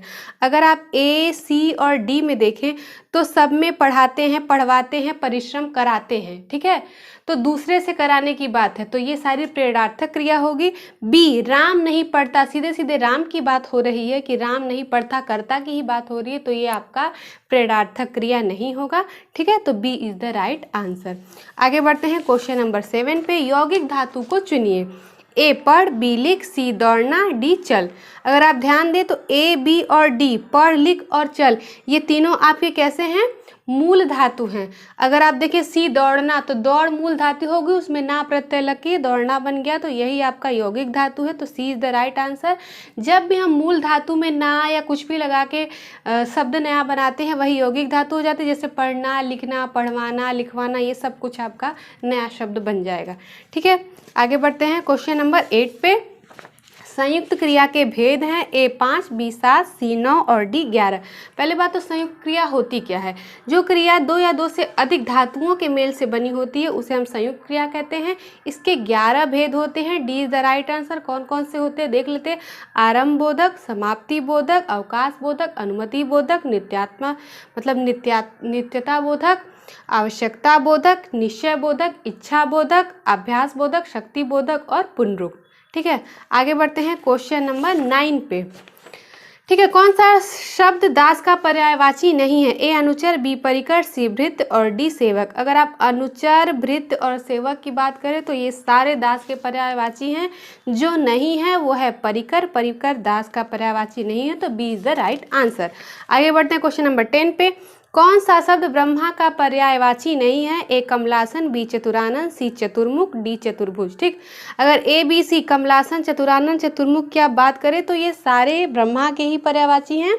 तो चतुर्भुज आपका विष्णु जी का पर्यायवाची हो जाता है, तो D is the right answer. आगे बढ़ते क्वेश्चन नंबर 11 पे। कौन सा शब्द दैत्य का पर्यायवाची नहीं है?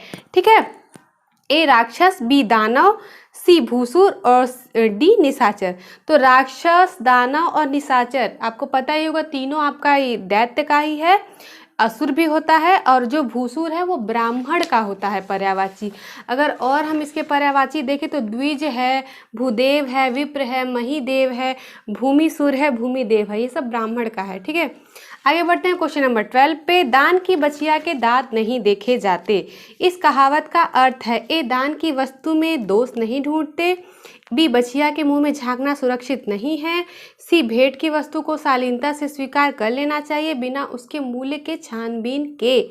बछिया डी है, बछिया के मुंह में झांक कर उसकी आयु का निर्णय नहीं किया जा सकता, तो C is the right answer. भेंट की वस्तु को शालीनता से स्वीकार कर लेना चाहिए बिना उसके मूल्य के छानबीन के। ठीक है, आगे बढ़ते हैं क्वेश्चन नंबर 13 पे। टाट उलटना मुहावरे का अर्थ है? ए टाट की बोरी खाली करना, बी कामकाज समेटना, सी दिवाला निकलना, डी भद्दी चीज हटाना।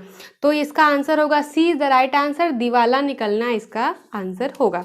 आगे बढ़ते हैं क्वेश्चन नंबर 14 पे। निम्नलिखित में से कौन सा शब्द सदा बहुवचन में प्रयोग किया जाता है? ए शिशु, बी भक्ति, सी पुस्तक और डी प्राण। तो D is the right answer, प्राण हमेशा बहुवचन में ही प्रयोग किया जाता है। आगे बढ़ते हैं क्वेश्चन नंबर 15 पे। भारतीय शब्द का बहुवचन क्या होता है? ए भारतीयों, बी भारती, सी भारतीयों, डी उपरोक्त में से कोई नहीं। वैसे तो भारतीयों होगा लेकिन दो भारतीयों दिया है, ए भी और सी भी, लेकिन ए वाला राइट होगा, जो आपकी बड़ी की मात्रा वाला है वही आपका सही है, तो A is the right answer. आगे बढ़ते हैं क्वेश्चन नंबर 16 पे। निम्नलिखित में शुद्ध वाक्य है?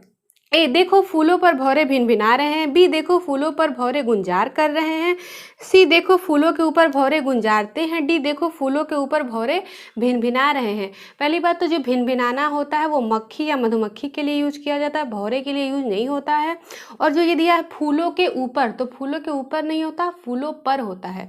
तो यहाँ पे देखेंगे तो B is the right answer, B शुद्ध वाक्य है, देखो फूलों पर भौरे गुंजार कर रहे हैं। अब आगे बढ़ते हैं क्वेश्चन नंबर 17 पे। विसर्ग है संयुक्त व्यंजन, महाप्राण, अयोग व अल्पप्राण। बताइए विसर्ग क्या है? विसर्ग और अनुस्वार क्या होते हैं? अयोग व होते हैं, तो C is the right answer. आगे बढ़ते हैं क्वेश्चन नंबर 18 पे। साहचर्य का विलोम शब्द है? ए वैमनस्य, बी व सहयोग, सी विनियोग और डी अलगाव। ठीक है, तो बताइए कौन सा होगा? D is the right answer, अलगाव होता है, या तो इसको पृथक्करण भी बोलते हैं। जहाँ तक वैमनस्य की बात है उसका विलोम हो जाता है सौमनस्व, और असहयोग का हो जाता है सहयोग। आगे बढ़ते हैं क्वेश्चन नंबर 19 पे। पाश्चात्य का शब्द का विलोम है परिष्कृत, पारदर्शी, पौरसत्य, पुलसत्य। ठीक है, तो इसका राइट आंसर होगा सी पौलसत्य, पौरसत्य। ठीक है, पौरसत्य इज द राइट आंसर। आगे बढ़ते हैं क्वेश्चन नंबर 20 पे। सरीखा शब्द में विशेषण है? गुणवाचक विशेषण, ए है गणनावाचक विशेषण, बी है गुणवाचक विशेषण, सी है समुदायवाचक विशेषण और डी है क्रमवाचक विशेषण। ठीक है, तो आप बताइए, देखने से ही पता चल जा रहा है गुणवाचक विशेषण है, B is the right answer. जहाँ तक गणनावाचक की बात है तो 1 2 3 ये हो जाएंगे गणना के, समुदायवाचक दोनों तीनों इस तरह के उदाहरण हो जाएंगे, और क्रमवाचक के पहला दूसरा ये उदाहरण हो जाएगा। आगे बढ़ते हैं क्वेश्चन नंबर 21 पे। आज मैंने अधिक केले खा लिए हैं वाक्य में कौन सा विशेषण है? संख्यावाचक विशेषण, परिमाणवाचक विशेषण, गुणवाचक विशेषण और सार्वनामिक विशेषण। बताइए कौन सा होगा? अधिक कम मैंने बताया क्या होता है?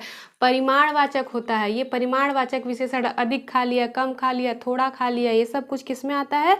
परिमाणवाचक में आता है। ये दो तरह का होता है, एक निश्चित वाला और दूसरा अनिश्चित। अनिश्चित जैसे 10 किलो आलू, 2 लीटर दूध, और यहाँ पे अनिश्चित में थोड़ा कम ज़्यादा, तो ये वाला अनिश्चित वाला ही है। आगे बढ़ते क्वेश्चन नंबर 22 पे। लघुर्मी में कौन सी संधि है? ए वियोग संधि, बी व्यंजन संधि, सी स्वर संधि, डी विसर्ग संधि।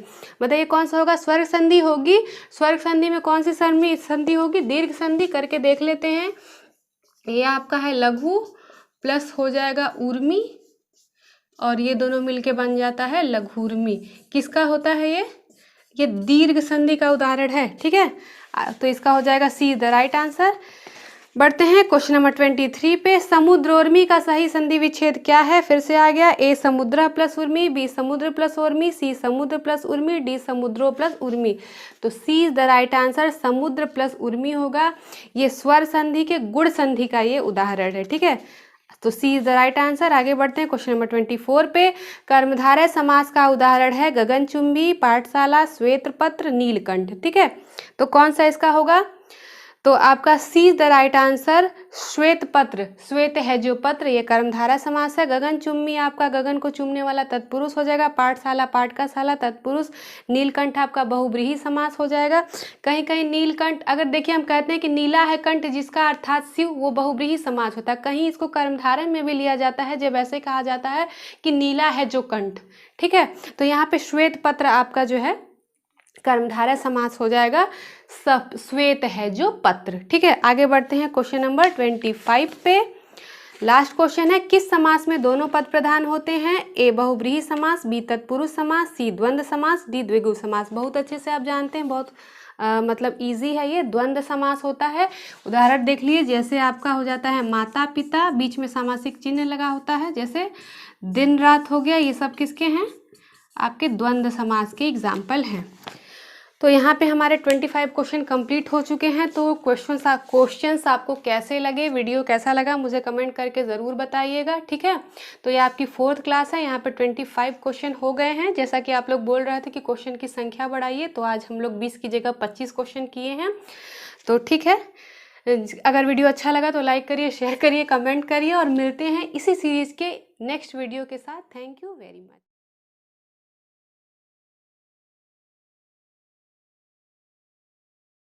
तो चलिए शुरू करते हैं आज का पहला क्वेश्चन।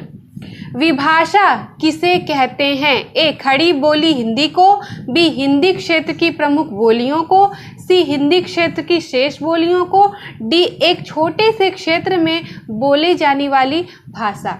बताइए क्या है विभाषा? B is the right answer, Hindi क्षेत्र की प्रमुख बोलियों को विभाषा कहा जाता है। ठीक है, जहाँ तक बोली की बात है तो देखिए, बोली एक छोटे से क्षेत्र में बोली जाने वाली भाषा को बोली कहते हैं। इसमें साहित्य रचना नहीं होती है। जहाँ तक अगर हम उपभाषा की बात करें तो अगर बोली में ही साहित्य की रचना होने लगती है थोड़ी बहुत, तो उसे हम उपभाषा कहते हैं। इसका क्षेत्र बोली से थोड़ा सा विस्तृत हो जाता है। ठीक है, और अगर भाषा की बात करें तो भाषा एक बहुत बड़ा कॉन्सेप्ट है। ये बहुत विशाल है, बहुत विस्तृत है। इसमें भरपूर मात्रा में आपके साहित्य की रचना होती है, बहुत सारी रचनाएं हुई हैं। ठीक है, और अगर विभाषा की हम बात करें, ठीक है, विभाषा का भी क्षेत्र जो है बोली से थोड़ा विस्तृत होता है। ये एक प्रांत में या कहें एक उपप्रांत में प्रचलित है। ठीक है, जैसे कि अगर हम हिंदी की उपविभाषाओं की बात करें तो आपका देखिए भोजपुरी, ब्रजभाषा, अवधी, मैथिली, खड़ी बोली, ये सब हिंदी की विभाषाएं हैं। ठीक है, तो चलिए अब आगे बढ़ते हैं क्वेश्चन नंबर 2 पे। मथुरा में किस बोली का प्रभुत्व है?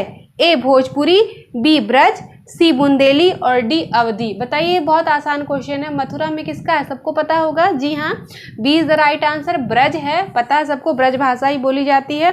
अगर हम बात करें ब्रज भाषा की तो कहाँ कहाँ बोली जाती है? देखिए, मथुरा, आगरा, धौलपुर और अलीगढ़ के जिलों में ये ब्रज भाषा आपकी बोली जाती है। ठीक है, चलिए आगे बढ़ते हैं क्वेश्चन नंबर 3 पे।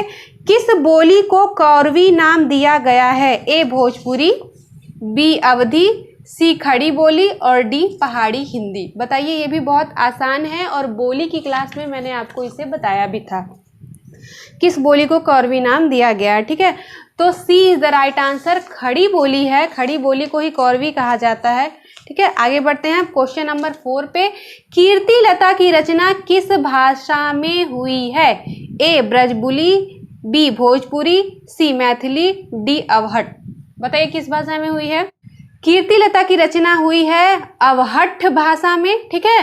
राजा कीर्ति सिंह के सम्मान में विद्यापति ने ये लिखी है, ठीक है। चलिए आगे बढ़ते हैं क्वेश्चन नंबर 5 पे।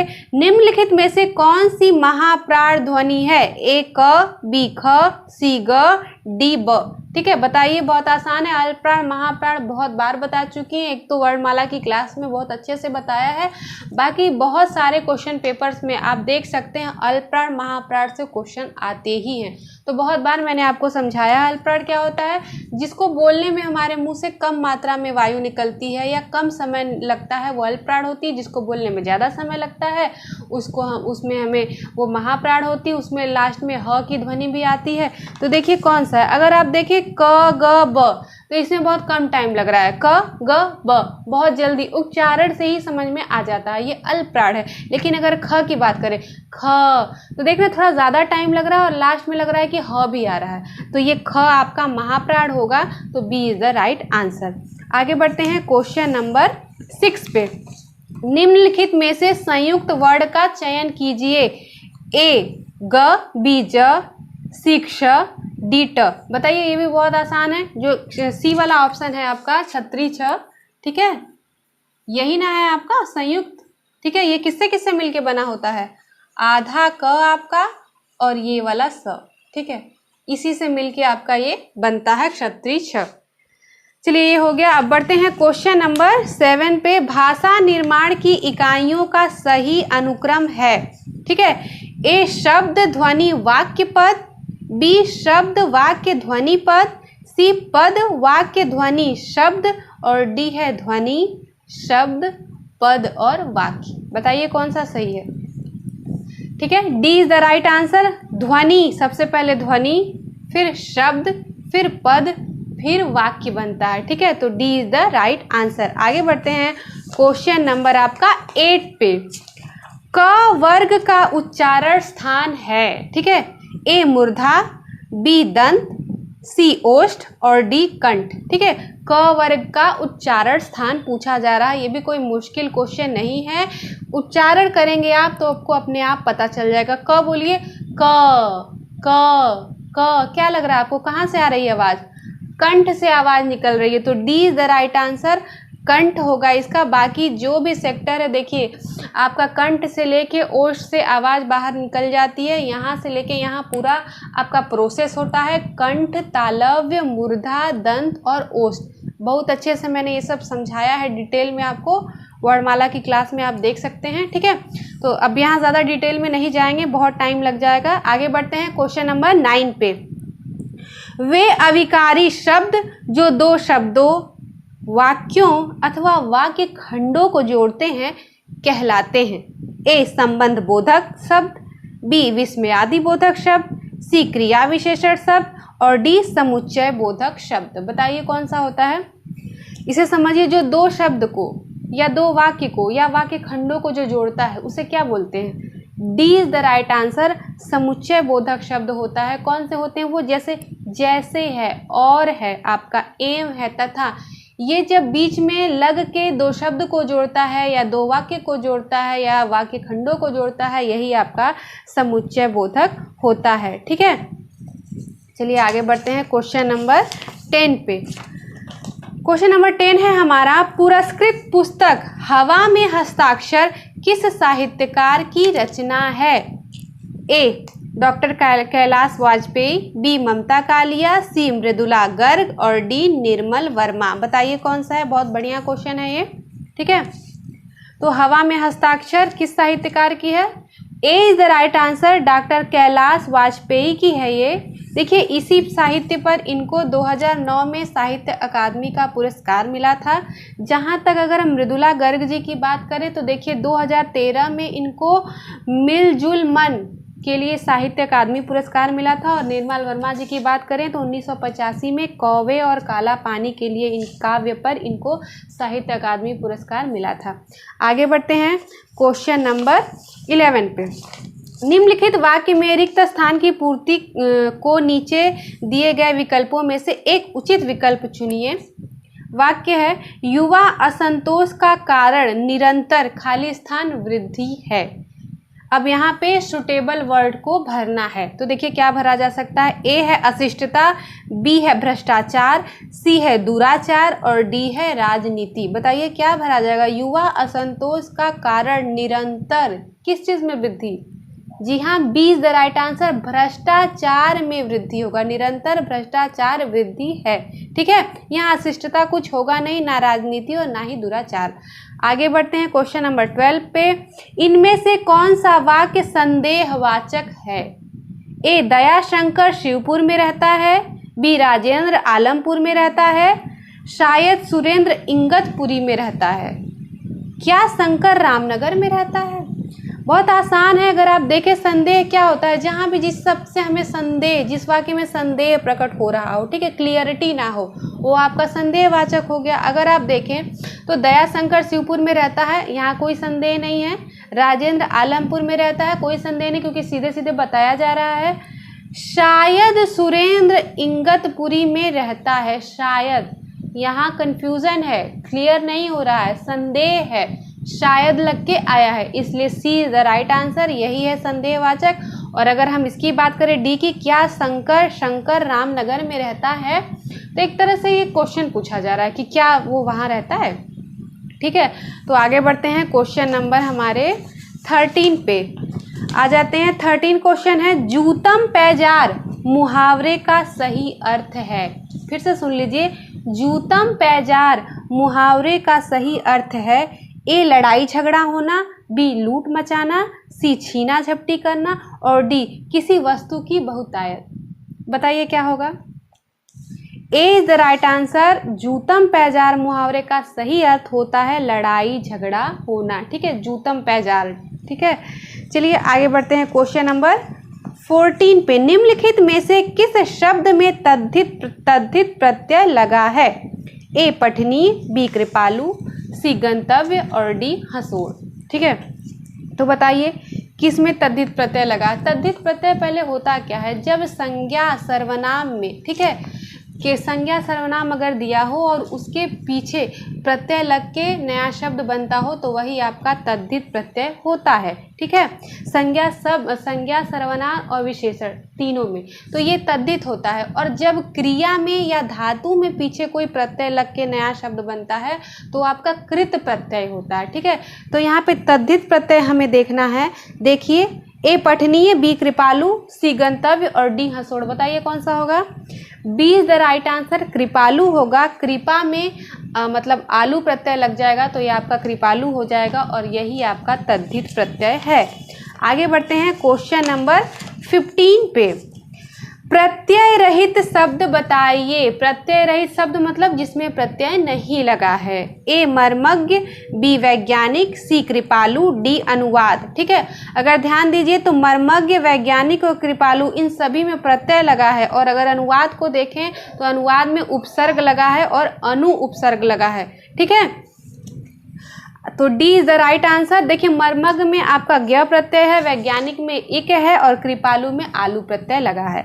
आगे बढ़ते हैं क्वेश्चन नंबर 16 पे। तद्भव से तत्सम बने सही शब्द युग्म को चिन्हित कीजिए।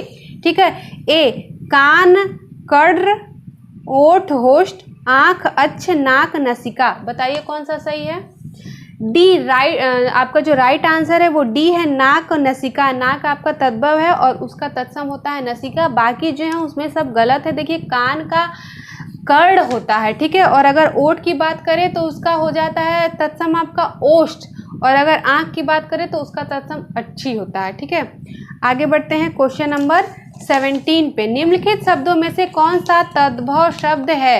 ए बहरा, बी वत्स, सी ताप और डी गंभीर। ठीक है, तो देखिए कौन सा तद्भव है। अगर आप देखें वत्स, ताप, गंभीर ये तीनों आपके तत्सम है। बहरा जो है ए वो आपका तद्भव शब्द है। बहरा का आपका तत्सम होता है बधिर। ठीक है, तो A is the right answer. जहाँ तक वत्स के हम अगर बात करें तद्भव की तो बच्चा होता है, ताप की बात करें तो ताव होता है और गंभीर की बात करें तो गहरा होता है तद्भव इसका। आगे बढ़ते हैं क्वेश्चन नंबर 18 पे। अर्थ के विचार से संज्ञा कितने प्रकार की होती है। ए 4, बी 5, सी 6 और डी 7। ठीक है, आपको अच्छे से पता होगा 5 प्रकार की होती है। B is the right answer. क्या क्या, व्यक्तिवाचक, जातिवाचक, भाववाचक, समूहवाचक और द्रव्यवाचक। ठीक है, आगे बढ़ते हैं क्वेश्चन नंबर 19 पे। निम्नलिखित में से कौन सा शब्द व्यक्तिवाचक संज्ञा है? ए गाय, बी पहाड़, सी यमुना, डी आम। बताइए क्या है? जी हाँ, C is the right answer, Yamuna है। जहां तक गाय, पहाड़ और आम की बात करें, ये सब जातिवाचक संज्ञा है। गाय मतलब पूरी गाय जाति की बात होगी, पहाड़ मतलब जितने भी देश में पहाड़ हैं, सब पहाड़ जो भी है पूरी दुनिया में उनकी बात हो रही है, और आम भी एक तरह से आम की पूरी जाति की बात हो रही है। तो यहाँ पे यमुना व्यक्तिवाचक संज्ञा है। आगे बढ़ते हैं क्वेश्चन नंबर 20 पे। निम्नलिखित में से कौन सा शब्द जातिवाचक संज्ञा नहीं है? ए जवान, बी बालक, सी सुंदर और डी मनुष्य। अगर आप देखें, जवान, बालक और मनुष्य ये सभी जातिवाचक संज्ञा है। जो यहाँ पे अलग दिख रहा है आपको सी सुंदर, सुंदर यहाँ पे जातिवाचक संज्ञा नहीं है, तो C is the right answer, सुंदर। आगे बढ़ते हैं क्वेश्चन नंबर 21 पे। स्वेदज के लिए एक वाक्य है। ए अंडे से उत्पन्न होने वाला, बी स्वयं उत्पन्न होने वाला, सी पसीने से उत्पन्न होने वाला और डी भूमि से उत्पन्न होने वाला। बताइए क्या होगा स्वेदज का? स्वेदज का होता है पसीने से उत्पन्न होने वाला, सी इज द राइट आंसर। जहाँ से अंडे से उत्पन्न होने वाली की बात है तो उसको अंडज बोलते हैं। जहाँ तक स्वयं से उत्पन्न होने की वाली बात है उसको स्वयंभू बोलते हैं। जहाँ तक भूमि से उत्पन्न होने वाली की बात है उसको भूमिज बोलते हैं। आगे बढ़ते हैं क्वेश्चन नंबर हमारे 22 पे। ठीक है, जिसका आदि व अंत न हो के लिए दिए गए शब्दों में कौन सा शब्द सही है? बहुत आसान है, ऐसे भी आप जानते हैं। ए अनंत, बी अनादि, सी शाश्वत और डी आदमोपांत। क्या होता है? जिसका ना आदि हो ना अंत हो उसको क्या बोलते हैं? शाश्वत बोलते हैं, हमेशा रहने वाला। ठीक है, तो C is the right answer. आगे बढ़ते हैं क्वेश्चन नंबर 23 पे। इस प्रश्न में प्रत्येक में 4 शब्द दिए गए हैं, जिनमें से 3 अनेकार्थक शब्द की श्रेणी में आते हैं। जो शब्द इस श्रेणी में नहीं आता उसे चुनिए। ठीक है, ए सजा, बी बल, सी शक्ति, डी सेना। ठीक है, अगर आप देखिए तो बल, शक्ति, सेना ये सभी अनेकार्थी शब्द है। जो नहीं है वो है ए सजा, तो A is the right answer. आगे बढ़ते हैं क्वेश्चन नंबर 24 पे। पुरातनवादी पिता के इस फैसले ने आधुनिक पुत्र को खाली स्थान में डाल दिया। ठीक, किस में डाल दिया? ऑप्शन देखते हैं। ए रहस्य, बी क्रोध, सी उत्सुकता और डी असमंजस। कौन सा शब्द सुटेबल होगा यहाँ? बताइए। पुरातनवादी पिता के इस फैसले ने आधुनिक पुत्र को असमंजस में डाल दिया। किस में डाल दिया? असमंजस में डाल दिया। D is the right answer. आगे बढ़ते हैं हम क्वेश्चन नंबर 25, जो आज की क्लास का लास्ट क्वेश्चन हमारा है। ठीक है, देखते हैं। राम लक्ष्मण से पत्र लिखवाता है। उपयुक्त वाक्य में क्रिया का कौन सा रूप है? ए पूर्णकालिक क्रिया, बी प्रेरणार्थक क्रिया, सी संयुक्त क्रिया और डी अपूर्ण क्रिया। ठीक है, आप बताइए। लिखवाता है, करवाता है, खिलवाता है, ये सब कुछ किस में आता है? प्रेरणार्थक क्रिया में होता है। जब कर्ता खुद कार्य न करके किसी और से कार्य कराता है या किसी और को प्रेरित करता है कार्य करने के लिए, वो प्रेरणार्थक क्रिया होती है। तो देखिए, राम लक्ष्मण से पत्र लिखवाता है, खुद नहीं लिख रहा है, तो ये प्रेरणार्थक क्रिया है। तो B is the right answer. ठीक है, तो यहाँ पे आपके 25 क्वेश्चन कंप्लीट हो चुके हैं। आपको क्वेश्चंस कैसे लगे मुझे बताइएगा। वीडियो कैसा लगा मुझे ज़रूर बताइएगा। अगर अच्छा लगे तो लाइक करिए, शेयर करिए, कमेंट करिए।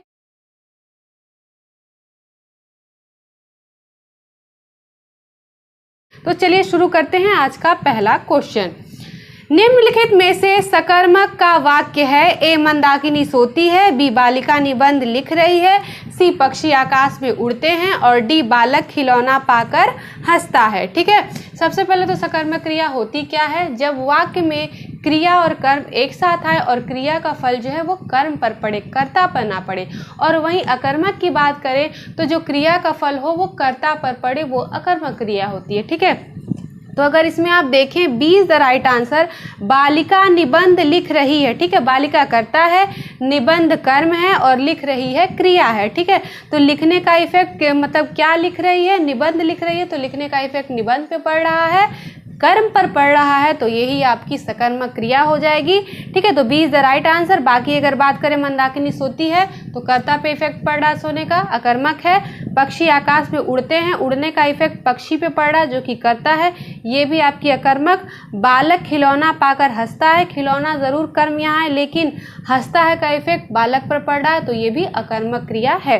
आगे बढ़ते क्वेश्चन नंबर 2 पे। अधोलिखित किस वाक्य में अकर्मक क्रिया है, मतलब नीचे जो वाक्य लिखे हैं उसमें अकर्मक क्रिया कौन सी है ये बताना है। ए, मैं पुस्तक पढ़ता हूँ। बी, ये चीजें तुम्हारा जी ललचाती हैं। सी, श्याम सोता है। डी, वह अपना सिर खुजलाता है। ठीक है, वहाँ सकर्मक था, यहाँ अकर्मक बताना है।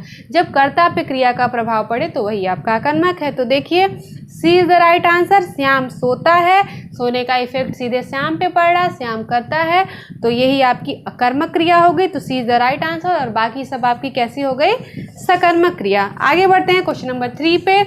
रुख का पर्यायवाची शब्द है। ए, विटप। बी, प्रसून। सी, लड़का और डी, हेरम। ठीक है, बताइए रुख का पर्यायवाची क्या होगा। जी हाँ, A is the right answer, विटप होगा। जहां तक प्रसून की बात है तो वो आपका पुष्प हो जाता है। हेरम गणेश है, लड़का पुत्र हो गया, बेटा हो गया। ठीक है, आगे बढ़ते हैं क्वेश्चन नंबर 4 पे। प्राची का पर्यायवाची शब्द है। ए, प्राचीन। बी, प्राकृत। सी, पूर्व और डी, प्रज्ञा।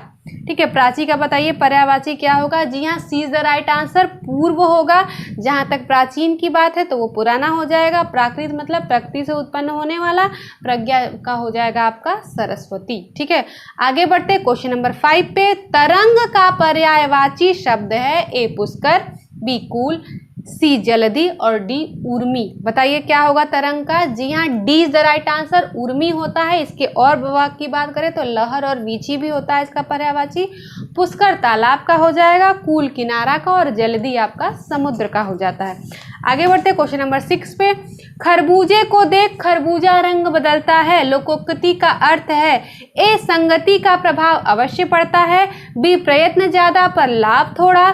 सी, कपटपूर्ण व्यवहार और डी, किए का फल भोगना पड़ेगा। बताइए क्या होगा। ए इज द राइट आंसर, संगति का प्रभाव अवश्य पड़ता है, यही इस लोकोक्ति का सही अर्थ है। आगे बढ़ते हैं क्वेश्चन नंबर 7 पे। अंधी पीसे कुत्ता खाए, लोकोक्ति का अर्थ है। ए, हानि ही हानि होना। बी, अयोग्य शासक के कारण कुप्रशासन।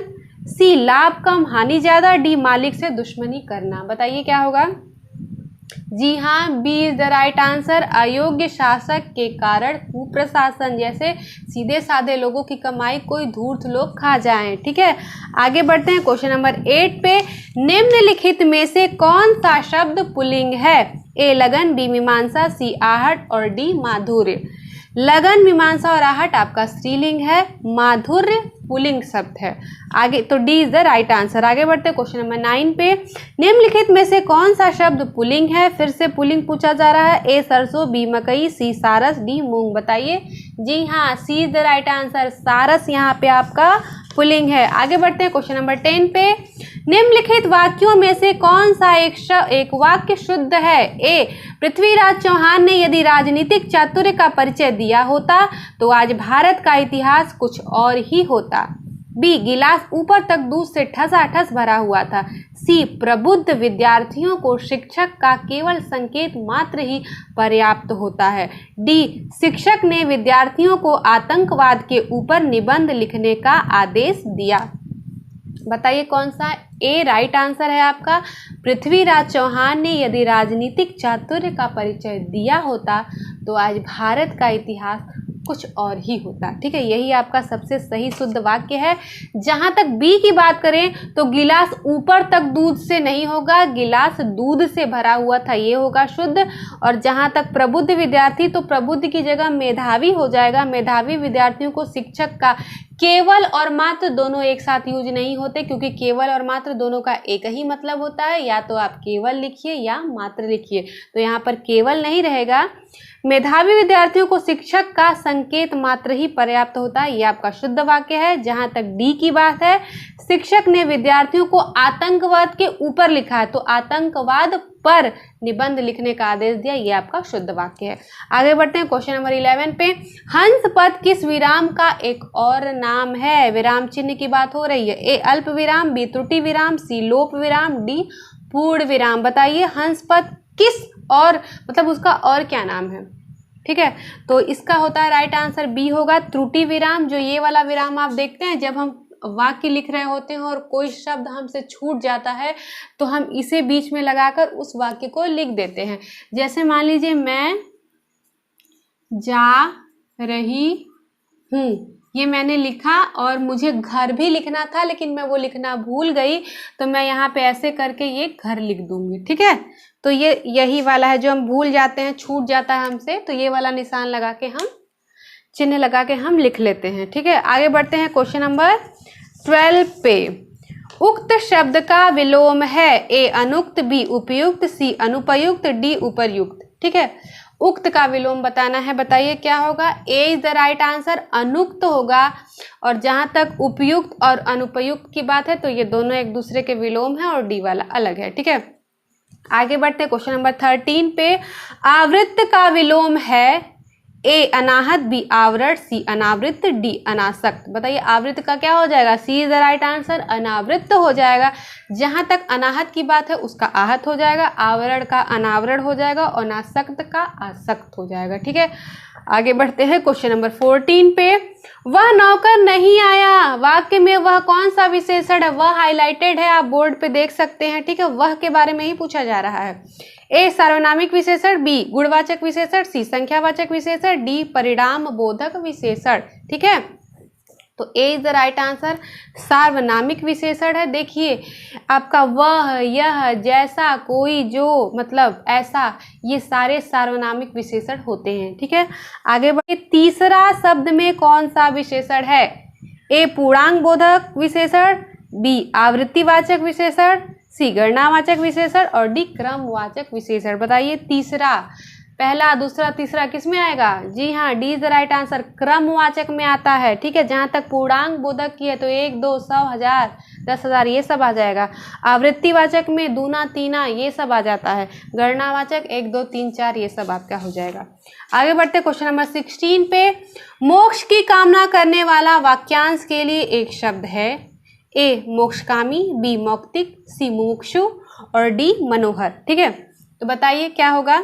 जी हाँ, इसका आंसर है C is the right answer, मुमुक्षु होता है।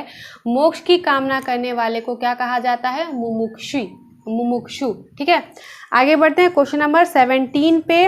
मनोयोग शब्द में कौन सी संधि है। ए स्वर संधि, बी व्यंजन संधि, सी विसर्ग संधि और डी इनमें से कोई नहीं। बताइए मनोयोग में कौन सी संधि होगी।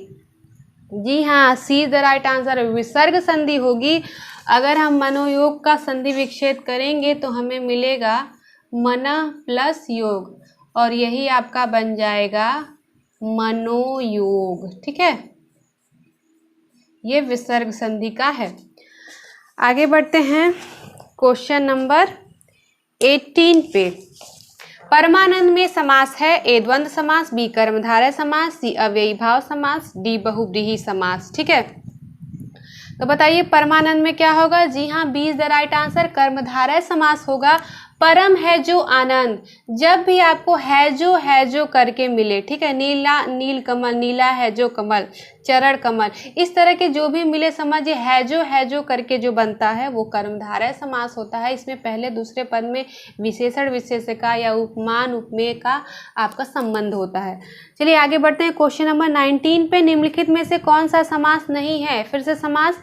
ए अव्ययी भाव समास, बी कर्म कारक समास, सी द्वंद्व समास, डी बहुव्रीहि समास। बहुत आसान है, कौन सा नहीं है।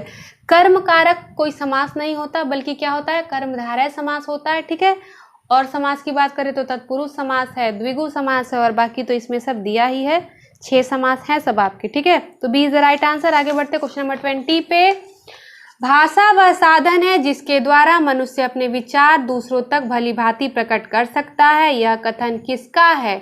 ए महावीर प्रसाद द्विवेदी, बी कामता प्रसाद गुरु, सी रामचंद्र शुक्ल और डी किशोरी लाल वाजपेयी।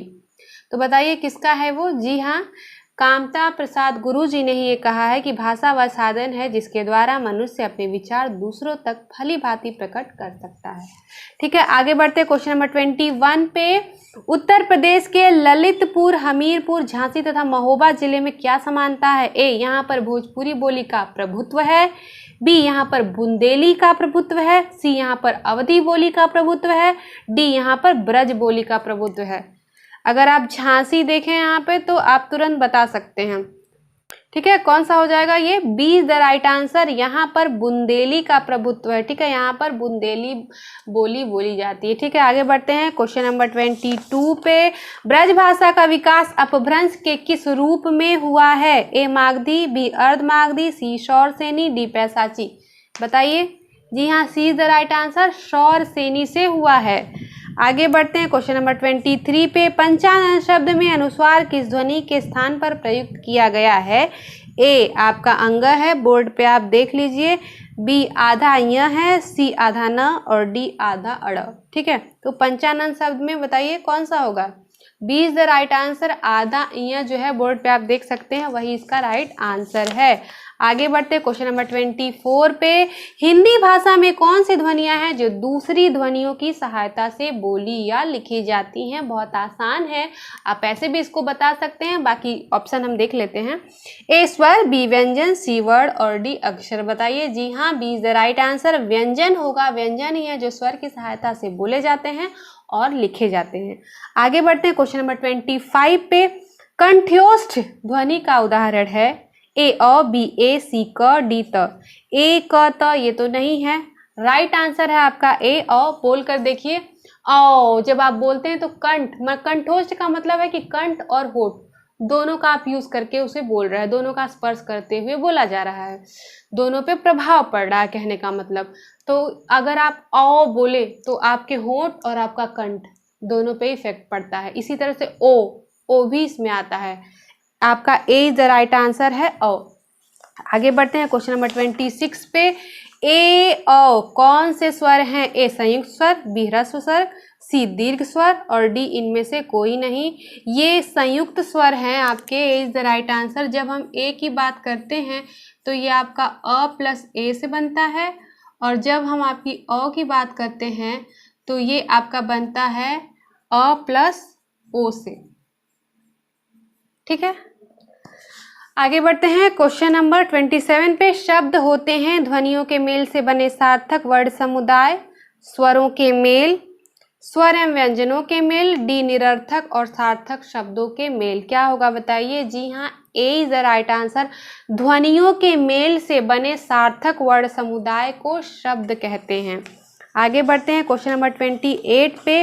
निम्नलिखित में से संयुक्त वाक्य कौन सा है? मुझे विश्वास है कि आप अवश्य आएंगे।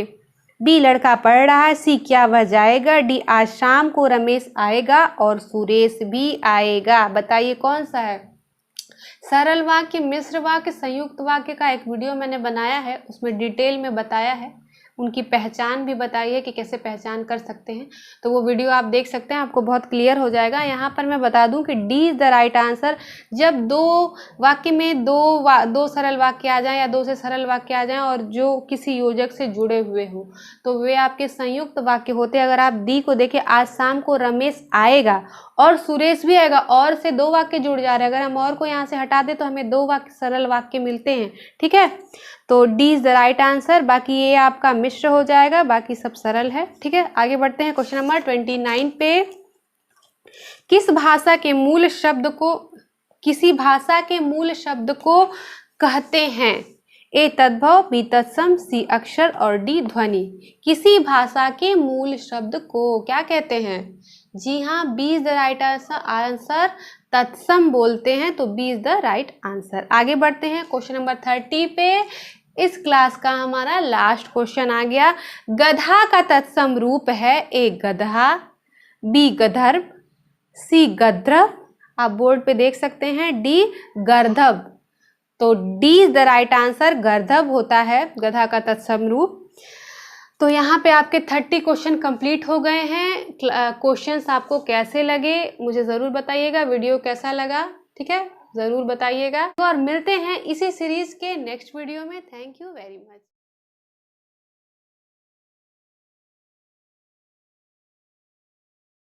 आज का हमारा पहला क्वेश्चन है, उसने परिश्रम तो बहुत किया किंतु सफलता नहीं मिली। ए सरल वाक्य, बी संयुक्त वाक्य, सी मिश्रित वाक्य, डी इनमें से कोई नहीं। ठीक है, तो बताइए। आप देख सकते हैं कि दो सरल वाक्यों को किंतु से जोड़ा गया है, तो ये कैसे वाक्य हो जाएंगे? जब दो सरल या मिश्र वाक्य को कोई संयोजक बीच में जोड़ देता है तो वो आपके संयुक्त वाक्य हो जाते हैं। किंतु, अथवा और ये सब लग के जो अगर दो वाक्य जुड़ जाते हैं तो वही आपका हो जाता है संयुक्त वाक्य। तो B is the right answer. आगे बढ़ते हैं क्वेश्चन नंबर 2 पे। प्रामाणिक शब्द के मूल शब्द और प्रत्यय का सही अलगाव है। ठीक है, प्रामाणिक शब्द के मूल शब्द और प्रत्यय का सही अलगाव है। ए प्रमाणी प्लस क, बी प्रमाण प्लस इक, सी प्रा प्लस माणिक, डी प्रमा प्लस आड़िक। ठीक है, तो देख सकते हैं आप बहुत आसान है। B is the right answer. प्रमाण प्लस इक ही प्रमाणिक होगा। आगे बढ़ते हैं क्वेश्चन नंबर 3 पे। कौन देशज प्रत्यय का उदाहरण नहीं है? ए फर्राटा, बी अड़ियल, सी उच्चतर, डी घुमक्कड़। आप देखेंगे तो फर्राटा, अड़ियल, घुमक्कड़ इस तरह के सारे शब्द ये आपके देशज के हैं, तो ये सारे देशज प्रत्यय वाले हैं। उच्चतर आपका तत्सम का शब्द है, तो यही अलग हो जाएगा, तो C is the right answer. आगे बढ़ते हैं क्वेश्चन नंबर 4 पे। निम्नलिखित शब्दों में से तत्सम शब्द कौन सा है? ए उच्च, बी आकाश, सी अनि और डी सिख। ठीक है, तो देखिए कौन सा होगा। जी हाँ, A is the right answer. उच्च होगा, उच्च का तद्भव ऊंचा होता है। जहाँ तक आकाश, अनि और सिख की बात है तो ये सारे आपके तद्भव शब्द हैं। अगर आकाश का हम तत्सम देखें तो अकार्य होता है, अनि का अड़ी होता है और सिख का शिष्य होता है। आगे बढ़ते क्वेश्चन नंबर 5 पे। निम्नलिखित शब्दों में से तद्भव शब्द कौन सा है? ए दक्षिण, बी खटवा, सी खरजूर, डी घड़ा। अब यहाँ पे तद्भव बताना है। देखिए D is the right answer. घड़ा होगा, घड़ा का तत्सम घट होता है। बाकी अगर अब दक्षिण, खटवा, खरजूर की बात करें, ये सारे तत्सम है। दक्षिण का दाहिना हो जाता है तद्भव, खटवा का खाट और खरजूर का खुजली होता है। आगे बढ़ते क्वेश्चन नंबर 6 पे। व्युत्पत्ति के आधार पर संज्ञा के कितने भेद हैं? ठीक है, ए 3, बी 4, सी 5, डी 6। देखिए व्युत्पत्ति के आधार पर 3 ही होते हैं, व्यक्तिवाचक, जातिवाचक और भाववाचक संज्ञा। आगे बढ़ते क्वेश्चन नंबर 7 पे। निम्नलिखित शब्दों में से कौन सा शब्द संज्ञा है? ए क्रुद्ध, बी क्रोध, सी क्रोधी, डी क्रोधित। बताइए कौन सा होगा? जी हाँ, B is the right answer. क्रोध होगा। जहाँ तक क्रोधी की बात है वो विशेषण होगा और क्रोधित आपका ये क्रिया है। ठीक है, आगे बढ़ते क्वेश्चन नंबर 8 पे। हिंदी में शब्दों का लिंग निर्धारण किसके आधार पर होता है? ए संज्ञा, बी सर्वनाम, सी क्रिया और डी प्रत्यय। लिंग निर्धारण किस आधार पर होता है? जाहिर सी बात है संज्ञा के ही आधार पर होगा। ए इज द राइट आंसर, संज्ञा। बढ़ते हैं क्वेश्चन नंबर 9 पे। वनस्पति का आहार करने वाला वाक्य हेतु उपयुक्त शब्द है? ए फलाहारी, बी शाकाहारी, सी वनस्पत्याहारी, डी निराहारी। देखने से ही आप बता सकते हैं जो वनस्पति का आहार करेगा, जी हाँ वो वनस्पत्याहारी। सी इज द राइट आंसर। जहाँ तक फलाहारी की बात है तो जो फल का आहार करता है वो फलाहारी, जो शाक का आहार करता है वो शाकाहारी, जो आहार नहीं करता वो निराहारी हो जाएगा। आगे बढ़ते हैं क्वेश्चन नंबर 10 पे। आपाद मस्तक शब्द के लिए एक वाक्य है। ए वह जिसकी कामनाएं पूर्ण हो चुकी हैं, बी वह जो पैरों से पान करता है, सी पैर से मस्तक तक और डी सिर का मुकुट। ठीक है, तो देखिए अगर आप देखें आपाद मस्तक, जी हाँ C is the right answer होगा। पैर से मस्तक तक होगा, यही होता है। जहाँ तक एक ही बात है, वह जिसकी कामनाएं पूर्ण हो चुकी हों आप्त काम कहते हैं। वह जो पैरों से पान करता है पादप बोलते हैं। सिर का मुकुट सिरमौर होता है। आगे बढ़ते हैं क्वेश्चन नंबर 11 पे। इस प्रश्न में 4 शब्द दिए गए हैं, उनमें से 3 अनेकार्थक शब्द की श्रेणी में आते हैं। जो शब्द इस श्रेणी में नहीं आता उसे चुनिए। ए इंद्र, बी सिंह, सी ब्राह्मण, डी सूर्य। अगर आप देखें तो इंद्र, सिंह और आपका सूर्य ये सभी आपके अनेकार्थी में आ जाएंगे। ब्राह्मण अलग है, तो B C is the right answer. आगे बढ़ते क्वेश्चन नंबर 12 पे। विदूषक को देखकर दर्शकों ने खाली स्थान किया। इनमें से किस एक शब्द को रिक्त स्थान पर रख देने से वह वाक्य एक अर्थपूर्ण वाक्य बन जाता है? आपको दिए गए शब्दों में से सर्वाधिक उपयुक्त शब्द का चयन करना है। ठीक है, वहाँ पे आपको सबसे सही वाक्य शब्द लिखना है, जिससे कि जो वाक्य है उसका मतलब सही अच्छा अर्थ निकले। विदूषक को देखकर दर्शकों ने खाली स्थान किया। क्या किया? ए परिहास, बी ह्रास, सी अतिहास, डी अट्टाहास। क्या होगा सबसे सुटेबल वर्ड? जी हाँ अट्टाहास। D is the right answer. आगे बढ़ते हैं क्वेश्चन नंबर 13 पे। ठीक है, किस वाक्य में पूर्ण द्विकर्मक क्रिया का प्रयोग है? ए मोर नाच रहा है, बी महेश रुग्ण हो गया, सी राम ने रावण को मारा, डी ममता ने कुत्ते को रोटी खिलाई। द्विकर्मक मतलब दो कर्म, जिस वाक्य में दो कर्म आ जाएं, ठीक है, तो वहाँ पे आपका क्या हो जाएगा, द्विकर्मक हो जाएगा। अगर डी की आप बात करें तो कुत्ते को रोटी खिलाई, यहाँ पे कुत्ता और रोटी दोनों ही कर्म है, तो यहाँ दो कर्म आ गए, तो D is the right answer. आगे बढ़ते हैं क्वेश्चन नंबर 14 पे। निम्नलिखित वाक्यों में से किसमें अकर्मक क्रिया प्रयुक्त है, ठीक है। ए शिशु सो रहा है, बी बालक क्रिकेट खेल रहे हैं, सी छात्र किताब पढ़ रहा है और डी छात्रा डायरी लिख रही है। अकर्मक और सकर्मक, जहाँ पे क्रिया का फल सीधे सीधे कर्ता पे पड़ता है वो अकर्मक, जहाँ पे क्रिया का फल कर्ता पे न पढ़ के कर्म पे पड़ता है, क्रिया कर्म साथ आते हैं, वो सकर्मक हो जाता है। तो यहाँ पर अगर आप देखें तो A is the right answer. शिशु सो रहा है, सोने का इफेक्ट शिशु पड़ा, शिशु करता है, तो ये अकर्मक क्रिया हो गई, बाकी सब आपके सकर्मक हैं। आगे बढ़ते हैं क्वेश्चन नंबर 15 पे। रचना की दृष्टि से क्रिया के भेद हैं, ए 3, बी 2, सी 4, डी 5। जी हाँ, रचना की दृष्टि से मैंने पढ़ाया है, सबसे पहली क्लास है। रचना की दृष्टि से दो प्रकार के होते हैं, अकर्मक और सकर्मक। अकर्मक सकर्मक आपको अभी मैंने बता भी दिया क्या होता है, आप चाहें तो ये वीडियो देख सकते हैं, आपका बिल्कुल क्लियर हो जाएगा। तो यहाँ पे B is the right answer. दो हैं, कौन कौन से, अकर्मक और सकर्मक। आगे बढ़ते हैं क्वेश्चन नंबर 16 पे। अधोलिखित में से एक भोजपुरी क्षेत्र नहीं है, ठीक है। ए देवरिया, बी मिर्जापुर, सी इलाहाबाद और डी बलिया। अगर आप देखिए तो देवरिया, मिर्जापुर और बलिया ये सारे भोजपुरी के हैं, इलाहाबाद में अवधी बोली जाती है, तो C is the right answer. आगे बढ़ते हैं क्वेश्चन नंबर 17 पे। खड़ी बोली कहाँ नहीं बोली जाती है, ए मेरठ, बी सहारनपुर, सी मुरादाबाद और डी आगरा, ठीक है। अगर आप देखें Meerut, Saharanpur, Moradabad, Delhi NCR, almost Delhi NCR में खड़ी बोली बोली जाती है। यहाँ पे D is the right answer. Agra में खड़ी बोली नहीं ब्रज भाषा बोली जाती है, ठीक है। आगे बढ़ते क्वेश्चन नंबर 18 पे। प्राचीन कोसल क्षेत्र में बोली जाने वाली बोली है, A Bhojpuri, B Awadhi, C Bagheli, D Maithili. प्राचीन कोसल मतलब अवध को, अवध मतलब अयोध्या को ही कहा जा रहा है, ठीक है। प्राचीन समय में कहा जाता था कोसल। तो यहाँ पे अगर हम देखें तो B is the right answer, Awadhi होता है अवध का।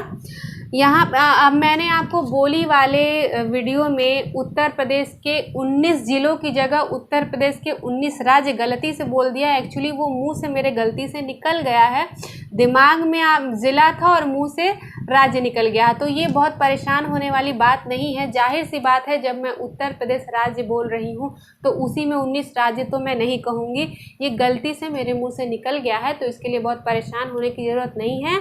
ध्यान दीजिए, उत्तर प्रदेश के 19 जिलों में अवधी बोली जाती है, यही है। वहाँ पर भी मेरा कहने का मतलब यही था और यहाँ भी मैं आपको यही बता रही हूँ, ठीक है।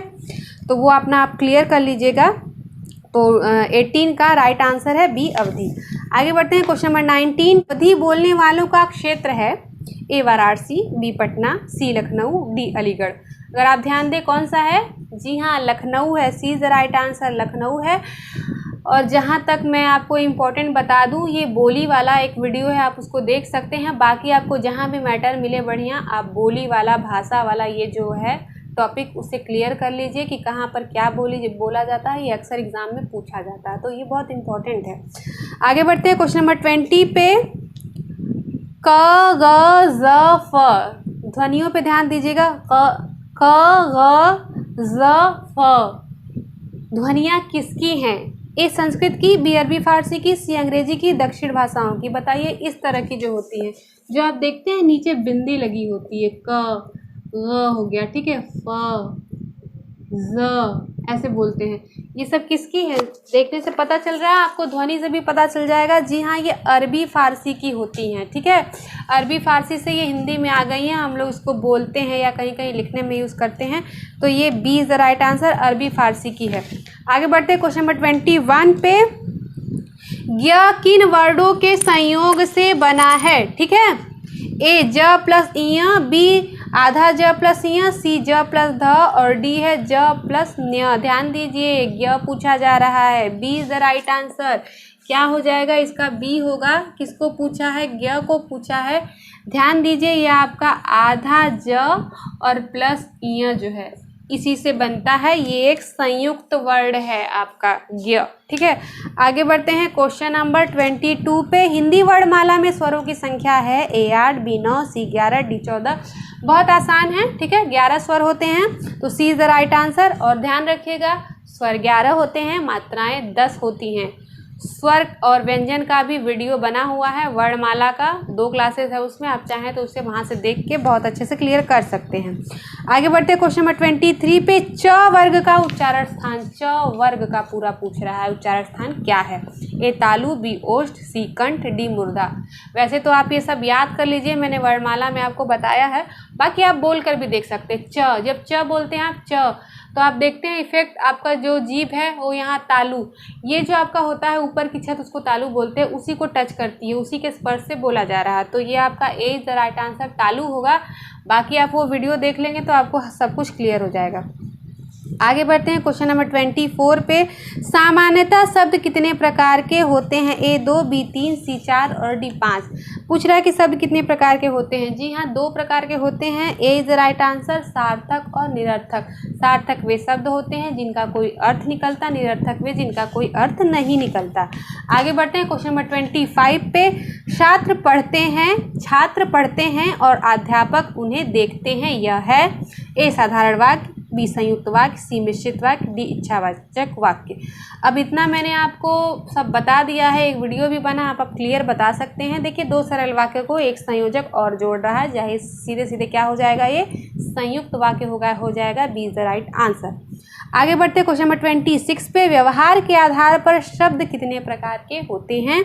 ए 5, बी 4, सी 3, डी 2। व्यवहार के आधार, देखिए 5 प्रकार के होते हैं, संज्ञा, सर्वनाम, विशेषण, क्रिया और अव्यय। तो A is the right answer, ठीक है, 5। आगे बढ़ते हैं क्वेश्चन नंबर 27 पे।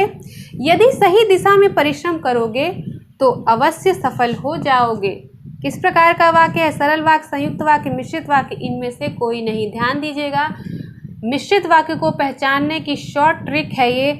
अगर आपको यदि और तो दोनों मिल गए वाक्य में, समझ जाइए सीधे सीधे वो क्या है, मिश्रित वाक्य है। यहाँ पे आया यदि सही दिशा में परिश्रम करोगे तो अवश्य सफल हो जाओगे, यदि तो ये आपका हो जाएगा मिश्रित वाक्य।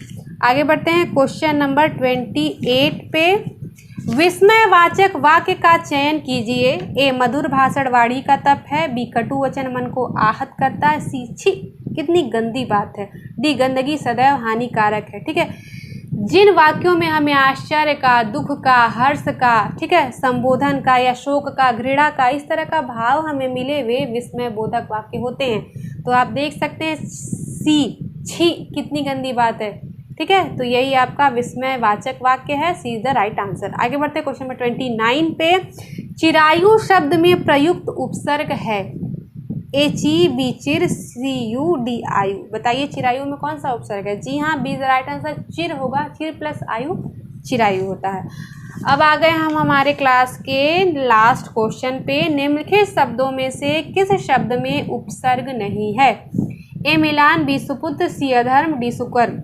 अगर आप देखें सुपुत्र, अधर्म और सुकर्म सब में आपका उपसर्ग लगा है। सुपुत्र में सु, अधर्म में अ, सुकर्म में सु। आप देखें मिलान, मिलान में कोई उपसर्ग नहीं लगा है बल्कि यहाँ प्रत्यय लगा है, मिल प्लस आन मिलान हो गया। तो A is the right answer. हमारे यहाँ पे 30 क्वेश्चन कंप्लीट हो चुके हैं। क्वेश्चंस आपको कैसे लगे, वीडियो आपको कैसा लगा मुझे ज़रूर बताइएगा, ठीक है। अगर अच्छा लगा तो लाइक करिए, शेयर करिए, कमेंट करिए।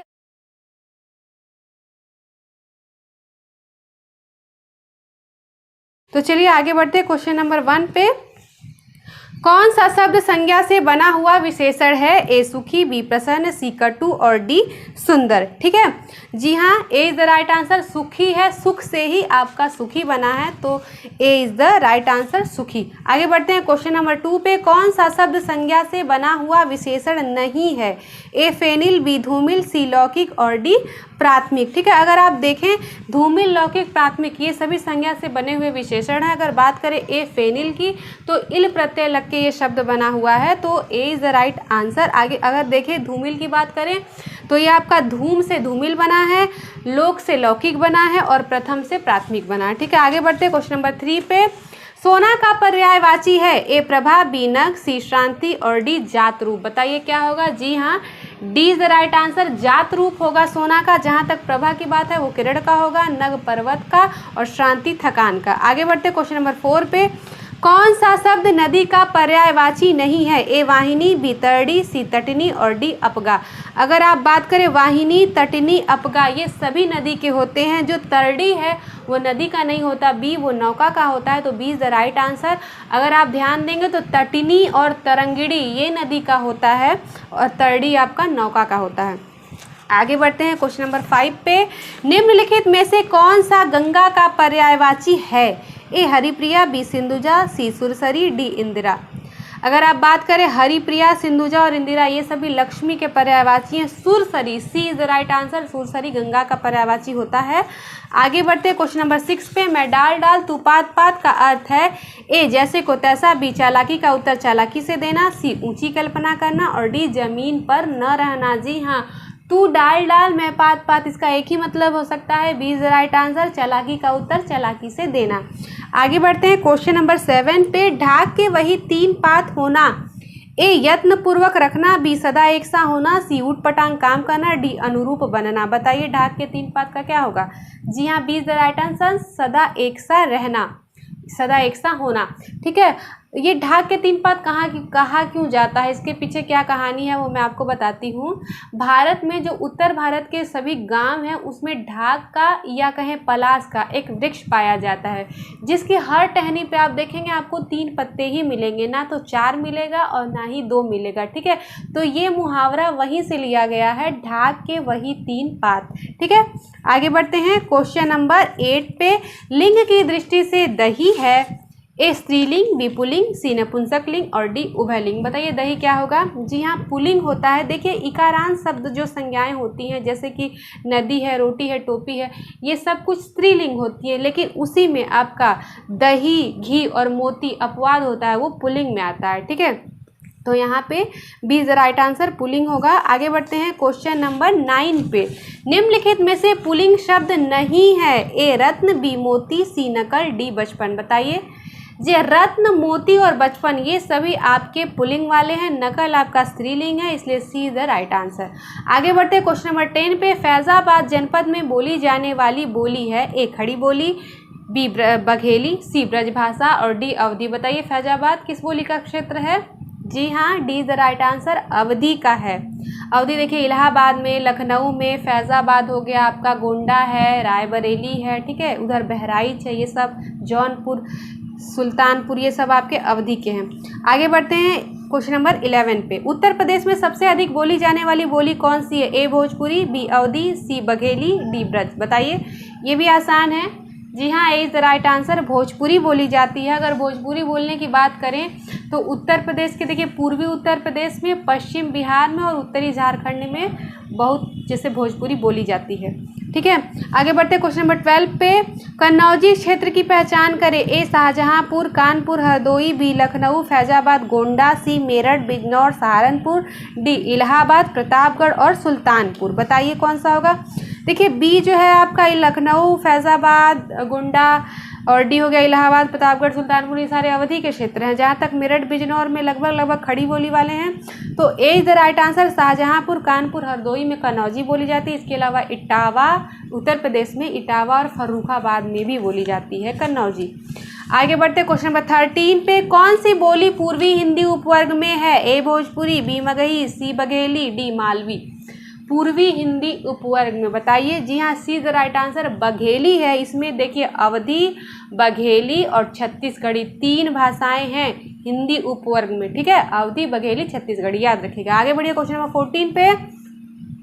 वह वर्ड जिसका उच्चारण तालु से होता है वह है मूर्धन्य वर्ग का, तालव्य वर्ग का, ओष्ठ वर्ग का, कंठ वर्ग का। ठीक है, तालु से बोला जाने वाला जाहिर सी बात है B is the right answer, तालव्य वर्ग का होगा। ठीक है, देखिए आप लोग को तालु और मूर्धा में कुछ कंफ्यूज रहते हैं, मैं बताती हूँ, इसे क्लियर कर लीजिए।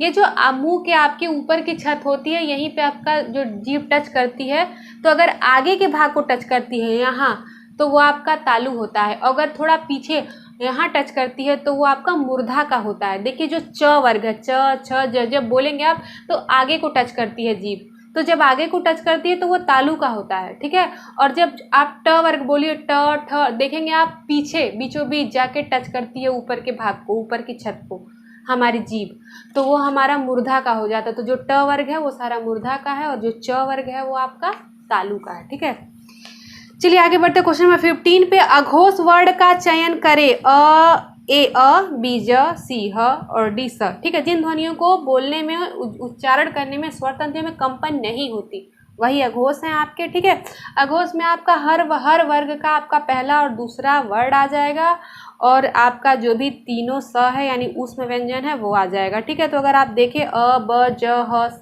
तो कौन सा आ जाएगा? स ऊष्म अघोष में आएगा। आगे बढ़ते हैं क्वेश्चन नंबर 16 पे। अनुनासिक व्यंजन कौन से होते हैं? ए वर्ग के प्रथमाक्षर, बी वर्ग के तृतीयाक्षर, सी वर्ग के चतुराक्षर और डी वर्ग के पंचमाक्षर। ठीक है, जी हाँ, D is the right answer. वर्ग के पंचमाक्षर होगा जो हर वर्ग में आप देखेंगे लास्ट वाला अंग आपका इ, ड़, म और न आपका जो आता है, ये सारे ही पंचमाक्षर हैं जो नासिका से बोले जाते हैं, वही आपके पंचमाक्षर हैं। ठीक है, आगे बढ़ते हैं। इसीलिए इनको अनुनासिक बोला जाता है क्योंकि वो नाक से बोले जाते हैं, नासिका से। आगे बढ़ते हैं क्वेश्चन नंबर 17 पे।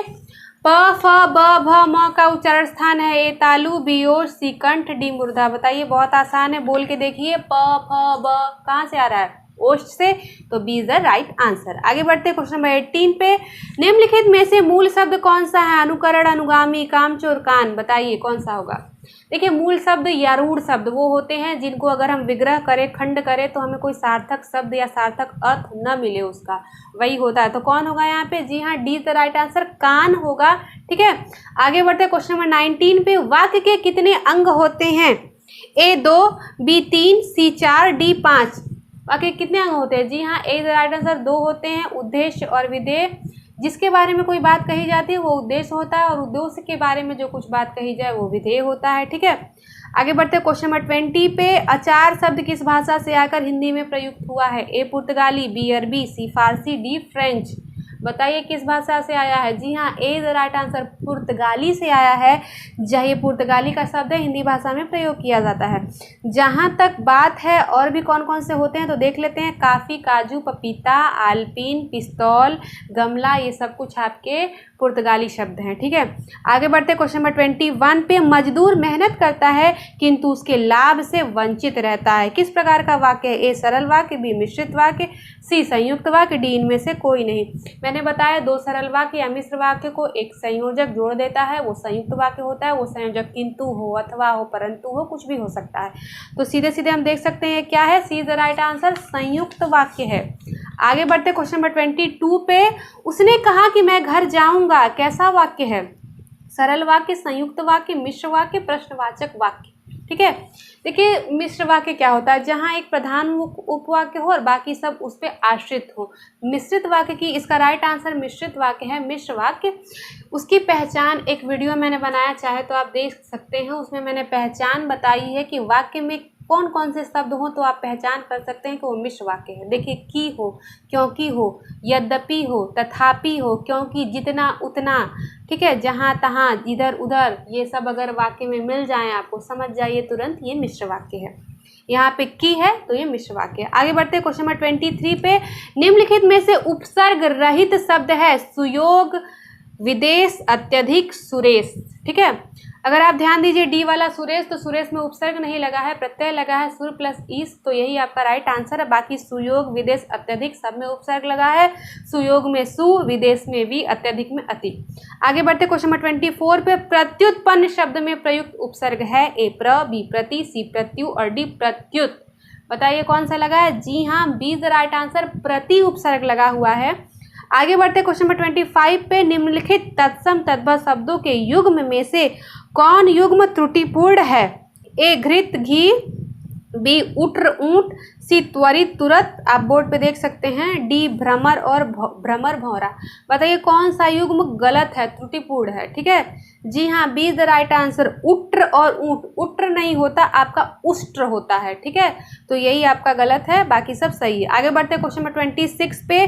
संज्ञा या सर्वनाम की विशेषता बताने वाले शब्द को क्या कहते हैं? बहुत अच्छे से आप जानते हैं, वैसे ऑप्शन देख लेते हैं। ए विशेषण, बी विशेष, सी क्रिया और डी अव्यय। बताइए क्या कहते हैं? जी हाँ, विशेषण कहते हैं। बहुत ही आसान क्वेश्चन है। आगे बढ़ते क्वेश्चन नंबर 27 पे। इनमें से कौन सा शब्द संज्ञा से बना हुआ विशेषण है? ए कुलीन, बी नमक, सी कृपा और डी जाति। संज्ञा से बना हुआ विशेषण। ठीक है, जी हाँ, ए इज राइट आंसर। कुलीन है, कुल से बना हुआ है कुलीन, तो यही आपका राइट आंसर है। आगे बढ़ते क्वेश्चन नंबर 28 पे। अपने मत को मानने वाला के लिए कौन सा शब्द सही है? ए स्वेच्छाहारी, बी स्ववश्य, सी आत्माभिमत और डी मतानुयायी। बताइए कौन सा सही होगा? जी हाँ, अपने मत को मानने वाला। ठीक है, आत्माभिमत इसका राइट आंसर है, C is the right answer. जहाँ तक स्वेच्छाचारी की बात है तो अपनी इच्छा के अनुसार आचरण करना उसको बोलते हैं। जहाँ तक स्ववश्य की है, अपने ही वश में रहने वाला वो हो जाएगा। जहाँ तक मतानुयायी है, मत के अनुसार चलने वाला हो जाएगा। आगे बढ़ते क्वेश्चन नंबर 29 पे। अनुश्रुति शब्द के लिए एक वाक्य है। सुनकर भी न सुनने का नाटक करना, परंपरा से सुना हुआ, जो कानों को सुनने में कटु लगे, जो सुनने योग्य हो। कौन सा होगा इसके लिए? अनुश्रुति के लिए क्या होगा वाक्य? जी हाँ, बी द राइट आंसर। परंपरा से सुना हुआ होगा। जहाँ तक ए सुनकर भी न सुनने का नाटक करना अनसुना होता है, जो कानों को सुनने में कटु लगे कड़ कटु होता है, जो सुनने योग्य हो श्रव्य होता है। ठीक है, आगे बढ़ते हैं क्वेश्चन नंबर 30 पे, जो कि इस वीडियो का लास्ट क्वेश्चन है और इस सीरीज का भी लास्ट क्वेश्चन है। ठीक है, देखते हैं। मंच पर अनेक खाली स्थान विद्वानों को देखकर दर्शकों ने प्रसन्नता प्रकट की। ठीक है, खाली स्थान पे हम क्या भरेंगे? उपयुक्त शब्द का चयन कर रिक्त स्थान की पूर्ति कीजिए। ए विख्यात, बी कुख्यात, सी अज्ञात, डी अभिजात। बताइए क्या होगा? जी हाँ, बहुत आसान है। मंच पर अनेक विख्यात विद्वानों को देखकर दर्शकों ने प्रसन्नता प्रकट की। जी हाँ, तो A is the right answer.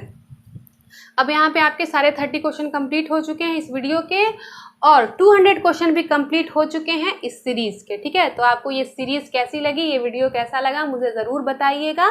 अच्छा लगे तो लाइक करिए, शेयर करिए, कमेंट करिए। और अगर इसी तरह के वीडियोस को देखना चाहते हैं तो हमारे इस चैनल डिकोड एग्जाम को आप सब्सक्राइब कर सकते हैं और बेल आइकन को भी क्लिक कर सकते हैं, जिससे कि आपको नोटिफिकेशन मिलती रहेगी। ठीक है, तो मिलते हैं किसी नए लेक्चर के साथ नए वीडियो में। Thank you very much.